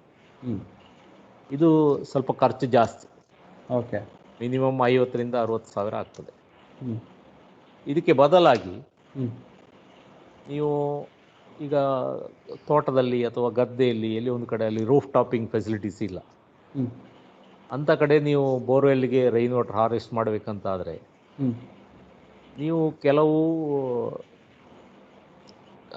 ಕಂಬಗಳನ್ನು ಹಾಕಿ ಸೀರೆಯನ್ನು ಕಟ್ಟಿ, ಓಕೆ ಸೀರೆಯನ್ನು ಕಟ್ಟಿದಾಗ ಮಳೆ ಬಂದಾಗ ನೀರು ಅದರ ಸೆಂಟ್ರಿಗೆ ಬಂದು ಒಳಗೆ ಬೀಳ್ತದೆ. ಹ್ಞೂ ಅಲ್ಲಿ ಬ್ಯಾರಲ್ಗಳನ್ನು ಇಡಿ, ಕರೆಕ್ಟ್ 200 ಲೀಟರ್ನ ಬ್ಯಾರಲ್ಗಳು. ಹ್ಞೂ ಈ ಬ್ಯಾರಲ್ಗಳನ್ನು ಸ್ವಲ್ಪ ಬೋರ್ವೆಲ್ನ ಮಟ್ಟಕ್ಕಿಂತ ಸ್ವಲ್ಪ ಎತ್ತರದಲ್ಲಿ ಇಟ್ಟರೆ ಹ್ಞೂ ಈ ಬ್ಯಾರಲ್ಗಳನ್ನು ಒಂದಕ್ಕೊಂದು ಲಿಂಕ್ ಮಾಡಿ ಹ್ಞೂ ಆ ನೀರನ್ನು ನೀವು ಬೋರ್ವೆಲ್ ಒಳಗೆ ಬಿಡಿ, ಡೈರೆಕ್ಟ್ ಬಿಡ್ಬೋದಾಗ. ಡೈರೆಕ್ಟ್ ಬಿಡ್ಬೋದಾಗ. ಹೌದು ಹೌದು ಈ ಸ್ಟಾರ್ಮ್ ವಾಟ್ರಿಗೆ ಮಾಡುವಂಥ 50-60 ಸಾವಿರದ ಖರ್ಚಿನ ಅಗತ್ಯ ಇಲ್ಲ. 2,000-5,000ದಲ್ಲಿ ಇದನ್ನು ಮಾಡಿ ಮುಗಿಸ್ಬೋದು. ನಿಮ್ಮ ಹಳೆ ಸೀರೆ ಮನೆಯಲ್ಲಿ ಬೇಕಷ್ಟು ಇರ್ತದೆ, ಅದು ಈಗ ಬೇಕಷ್ಟು ಸೀರೆಗಳು, ಹಳೆ ಸೀರೆಗಳು ಈ ತರಕಾರಿಗೆ ಅಡ್ಡವಾಗಿ ನೀವು ಕಟ್ಟುವುದನ್ನು ನೋಡ್ಬೋದು ಗದ್ದೆ ಬದಿಯಲ್ಲಿ ನವಿಲಿನ ಉಪದ್ರಕ್ಕೆ. ಹೌದೌದು ಅದೇ ಥರ ಅಂತರ್ಜಲಕ್ಕೂ ಈ ಹಳೆ ಸೀರೆಗಳೇ ಬರ್ತದೆ. ಖಾಲಿ ಬ್ಯಾರಲ್ಗೆ ಮಾತ್ರ ನೀವು ಖರ್ಚು ಮಾಡೋದು, ಪೈಪ್ ಒಂದು ಮಾಡಿ ಅದರೊಳಗೆ ಬಿಟ್ಟರೆ ಶುದ್ಧವಾದ ನೀರು. ಕರೆಕ್ಟ್. ನೀವು ಮಳೆ ನೀರನ್ನು ಡೈರೆಕ್ಟಾಗಿ ಉಪಯೋಗಿಸಿದ್ರೆ it is as pure as distilled water. ನಿಮ್ಮ ಬ್ಯಾಟ್ರಿ ಡಿಸ್ಟಿಲ್ಡ್ ವಾಟರ್ ಕೂಡ ಅದನ್ನು ಉಪಯೋಗಿಸ್ಬೋದು, ಯಾವುದೇ ಕಂಟ್ಯಾಮಿನೇಷನ್ ಇರೋದಿಲ್ಲ. ಸುರುವಿನ ಮಿಂಚು ಹೊಡೆಯುವ ಮಳೆಗಳನ್ನು ಬಿಟ್ಟರೆ. ಓಕೆ ಮಿಂಚು ಹೊಡೆಯುವ ಮಳೆಗಳಾದರೆ ನೈಟ್ರಸ್ ಆಕ್ಸೈಡ್ ಇರ್ತದೆ, ನೈಟ್ರಿಕ್ ಆ್ಯಸಿಡ್ ಇರ್ತದೆ ಅಂಶಗಳು. ಓಕೆ ಓಕೆ ಆಮೇಲೆ ಒಮ್ಮೆ ನೀವು ಮಿಂಚು ಗುಡುಗುಗಳು ನಿಂತ ಮೇಲೆ ಮಳೆ ನೀರು ಭಾಳ ಶುದ್ಧವಾದ ನೀರು. ಯಾಕೆಂದರೆ ನೀವು ಅಂತರ್ಜಲ ಮರುಪೂರ್ಣ ಯಾವ ರೀತಿ ಮಾಡಬೇಕಂತ ಹೇಳಿದರೆ, ಅಂತರ್ಜಲ ನಿಜವಾಗಿ ಶುದ್ಧವಾದ ನೀರು. ಓಕೆ ಅಂತರ್ಜಲದ ಬಳಕೆ ವೃದ್ಧಿಯಾದ ಮೇಲೆ ನಮ್ಮ ಹಲವಾರು ಕಾಯಿಲೆಗಳು ಈ ಸಮಾಜದಿಂದ ಹೊರಗೆ ಹೋಗಿದ್ದೇವೆ. ಟೈಫಾಯ್ಡು, ಕಾಲರಾ ಇಂಥದ್ದೆಲ್ಲ ಭಾಳ ಕಡಿಮೆ ಆಗಿದೆ. ಮೊದಲು ಕೆರೆ ನೀರನ್ನು ಕುಡಿಯುವಂಥ ಇದ್ದಾಗ ಇಂಥ ಕಾಯಿಲೆಗಳು ಈಗ ಇಲ್ಲ. ಈಗಿಲ್ಲ. ಹೌದು. ಹಾಗಾಗಿ ನಾವು ಅಂತರ್ಜಲ ಪೂರ್ಣ ಮಾಡಬೇಕಾದರೂ ಅಂಥ ಶುದ್ಧ ಜಲವನ್ನೇ ನಾವು ಪೂರ್ಣ ಮಾಡಬೇಕು, ಬಹಳ ಎಚ್ಚರ ವಹಿಸಬೇಕು. ನೀವು ಸ್ಟಾರ್ಮ್ ವಾಟ್ರನ್ನು ಅಂತರ್ಜಲ ಪೂರ್ಣಕ್ಕೆ ಮಾಡಿದಾಗ ಈ ರಿಸ್ಕ್ ತುಂಬ ಜಾಸ್ತಿ. Correct correct. ಒಮ್ಮೆ ನೀವು ಬ್ಯಾಕ್ಟೀರಿಯಾಗಳನ್ನು ನೀವು ಅಂತರ್ಜಲಕ್ಕೆ ಸೇರಿಸಿದ್ರಂತಾದರೆ ಅದು ನಿಮ್ಮಿಂದ ಅಲ್ಲ, ಯಾವ ಒಬ್ಬ ಎಕ್ಸ್ಪರ್ಟಿಂದಲೂ ಮಾಡಲಿಕ್ಕೆ ಸಾಧ್ಯ ಇಲ್ಲ. ಹಾಗಾಗಿ ನಾನು ಅಂತರ್ಜಲ ಮರುಪೂರ್ಣಕ್ಕೆ ನಾನು ಅಷ್ಟು ರೆಕಮೆಂಡ್ ಮಾಡೋದಿಲ್ಲ. Okay okay. ಆದಷ್ಟು ಮಳೆಯ ನೀರನ್ನೇ ನೀವು ಮರುಪೂರ್ಣಕ್ಕೆ ಉಪಯೋಗಿಸಿ. ರೂಫ್ ಟಾಪ್ ಇದ್ದರೆ ಅತ್ಯಂತ ಉಪಯುಕ್ತ. ಅತ್ಯಂತ ಉಪಯೋಗ. ಯಾಕೆಂದರೆ ಸ್ಟಾರ್ಮ್ ಅಂತ ನಾವು ನೋಡಿದ್ದೇವೆ. ನಾವು ಸ್ವಚ್ಛ ಭಾರತ ಮಿಷನ್ ಆರಂಭಿಸಿ 7 ವರ್ಷ ಆಯಿತು. ಇನ್ನು 100 ವರ್ಷ ಆದರೂ ಅದು ಸರಿಯಾಗುವಾಗೆ ಕಾಣೋದಿಲ್ಲ. ಯಾಕಂದರೆ ನಮ್ಮ ಮನಸ್ಸು ಸ್ವಚ್ಛ ಆಗಲಿಲ್ಲ. ನಮ್ಮ ಮನಸ್ಸು ಸ್ವಚ್ಛ ಆಗುವವರೆಗೆ ಈ ಸ್ವಚ್ಛ ಭಾರತ ಆಗೋದಿಲ್ಲ. Correct correct. ಯಾಕಂದರೆ ಕಸ ತಂದು ಪ್ಲಾಸ್ಟಿಕ್ಗಳಲ್ಲಿ ತುಂಬಿ ಹ್ಮ್. ರಸ್ತೆ ಬದಿಯಲ್ಲಿ ಜನ ಸಾಂದ್ರತೆ ಇರುವಲ್ಲಿ ತಂದು ಎಸೆಯುವಂಥ ದುರಾತ್ಮರನ್ನು ನಾನು ನೋಡಿದ್ದೇನೆ. ಹಾಗಾಗಿ ಈ ಬಗ್ಗೆ ನಾವು ಭಾಳ ಎಚ್ಚರಿಕೆ ವಹಿಸಬೇಕು. ಆಮೇಲೆ ಇನ್ನೊಂದು ವಿಷಯ ನಾನಿಲ್ಲಿ ಹೇಳಲಿಕ್ಕೆ ಇಷ್ಟಪಡ್ತೇನೆ. ನಾವು ಕೃಷಿಕರು ಇರ್ಬೋದು ಅಥವಾ ಬೇರೆ ಯಾವುದೇ ಉದ್ದೇಶಕ್ಕೆ ಇರ್ಬೋದು, ಭೂಮಿಯ ಮಣ್ಣನ್ನು ನಾವು ಹೇರಳವಾಗಿ ಒಂಥರ ಅದಕ್ಕೆ ರೆಸ್ಪೆಕ್ಟ್ ಇಲ್ಲದೆ, ಅದರ ಮೌಲ್ಯ ಗೊತ್ತಿಲ್ಲದೆ ನಾವು JCB ಬುಲ್ಡೋಸರ್ಗಳಲ್ಲಿ ತೆಗಿತಾ ಇದ್ದೇವೆ. ನಮ್ಮ ನಿಜವಾದ ಅಂತರ್ಜಲದ ಸಮಸ್ಯೆಗೆ ಇದು ಒಂದು ದೊಡ್ಡ ಕಾರಣ. ಭೂಮಿಯ ಮೇಲಿನ ಮಣ್ಣು ಏನಿದೆ 1 ಅಡಿ ಅಂದರೆ ಜೀವಸಹಿತವಾದಂಥ ಒಂದು ಭೂಮಿಯ ವಸ್ತು ಇದು. ಇದರಲ್ಲಿ ಸೂಕ್ಷ್ಮ ಜೀವಿಗಳು ತುಂಬ ಇದ್ದಾವೆ. ಇದಕ್ಕೆ ಮಳೆ ನೀರು ಬಿದ್ದಾಗ ಅದೊಂದು ಸ್ಪಾಂಜ್ ಥರ ನೀರನ್ನು ಹಿಡ್ಕೊಂಡು ಕೆಳಗಡೆ ಬಿಡ್ತದೆ. ನೀವು ಅದೇ ಒಮ್ಮೆ JCBಯಲ್ಲಿ ಆ 1 ಅಡಿ 2 ಅಡಿ ಮಣ್ಣು 10 ಅಡಿ ಮಣ್ಣನ್ನು ತೆಗೆದ ಮೇಲೆ ಅದಕ್ಕೆ ಜೀವ ಇಲ್ಲ. ಅಲ್ಲಿ ಇರುವಂಥ ನೀರು ಮೇಲೆ ಪ್ರವಹಿಸಿದ ವಿನ ನೀರು ಒಂದು ಅಂಶವು ಕೆಳಗೆ ಇಂಗುವುದಿಲ್ಲ. ನೀವು ಬೇಕಾದರೆ ಅಲ್ಲಿ ಒಂದು ಮಳೆ ಬಂದ ಮೇಲೆ ಒಂದು ಅರ್ಧ ಅಡಿ ತೆಗೆದು ನೋಡಿ, ಅದು ಒದ್ದೆ ಆಗಿರುವುದಿಲ್ಲ. ಮತ್ತೆ ಅಂತರ್ಜಲ ಎಲ್ಲಿಗೆ ವೃದ್ಧಿಯಾಗುವಂಥದ್ದು? ನೀವು ನೋಡಿ, ಈಗ ಒಂದು ಗೂಗಲ್ ಮ್ಯಾಪಲ್ಲಿ ನೋಡಿ ಎಷ್ಟು ಜಾಗದಲ್ಲಿ ಕೆಂಪು ಕೆಂಪು ಕೆಂಪು ಕೆಂಪು ಕಾಣ್ತದೆ. ನಿಜವಾಗಿ ಅಲ್ಲಿ ಏನೂ ಮಾಡಲಿಕ್ಕಿಲ್ಲ. ಅವರ ಬಿಲ್ಡಿಂಗಿಗೆ ಬೇಕಾಗೋದು ಒಂದು 2 ಸೆಂಟ್ಸ್ 3 ಸೆಂಟ್ ಜಾಗ, ಆದರೆ 10 ಸೆಂಟ್ ಜಾಗ ಅವ ಕೆಂಪು ಮಾಡಿ ಆಯ್ತಲ್ಲ. ನೀವು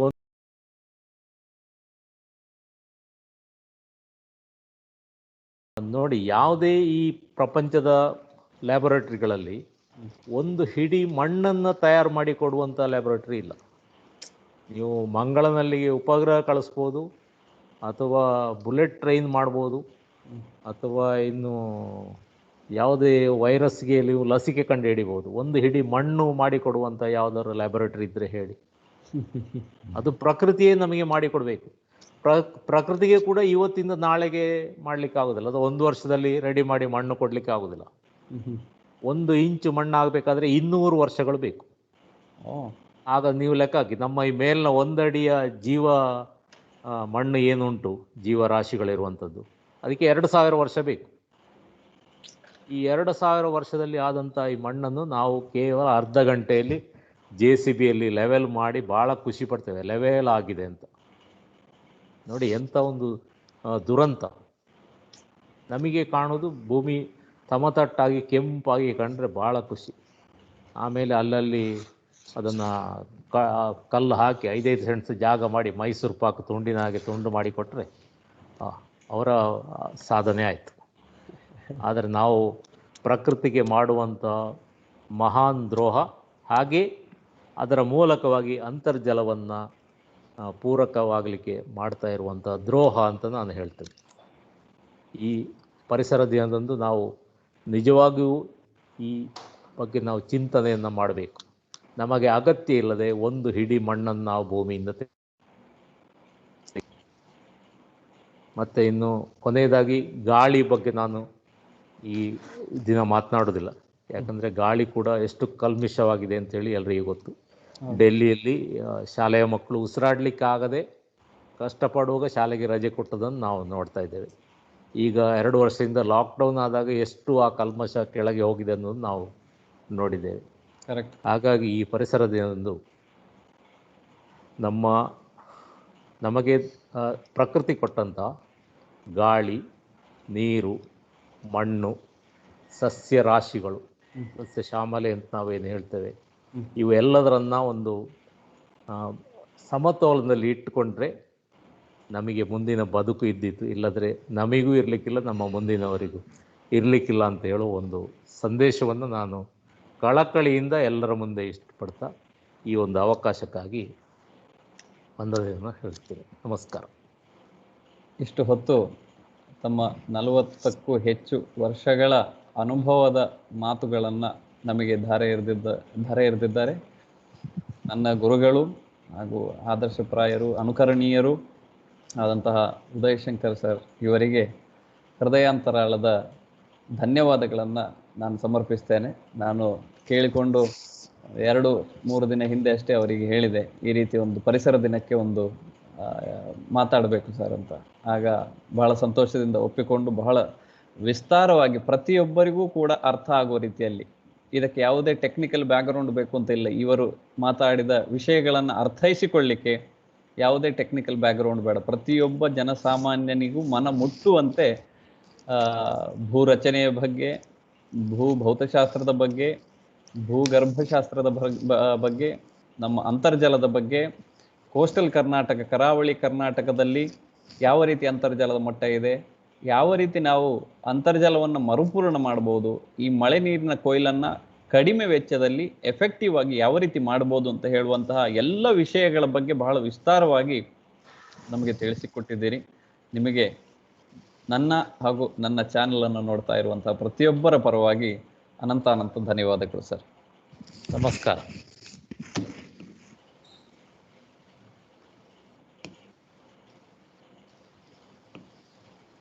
ಸೊ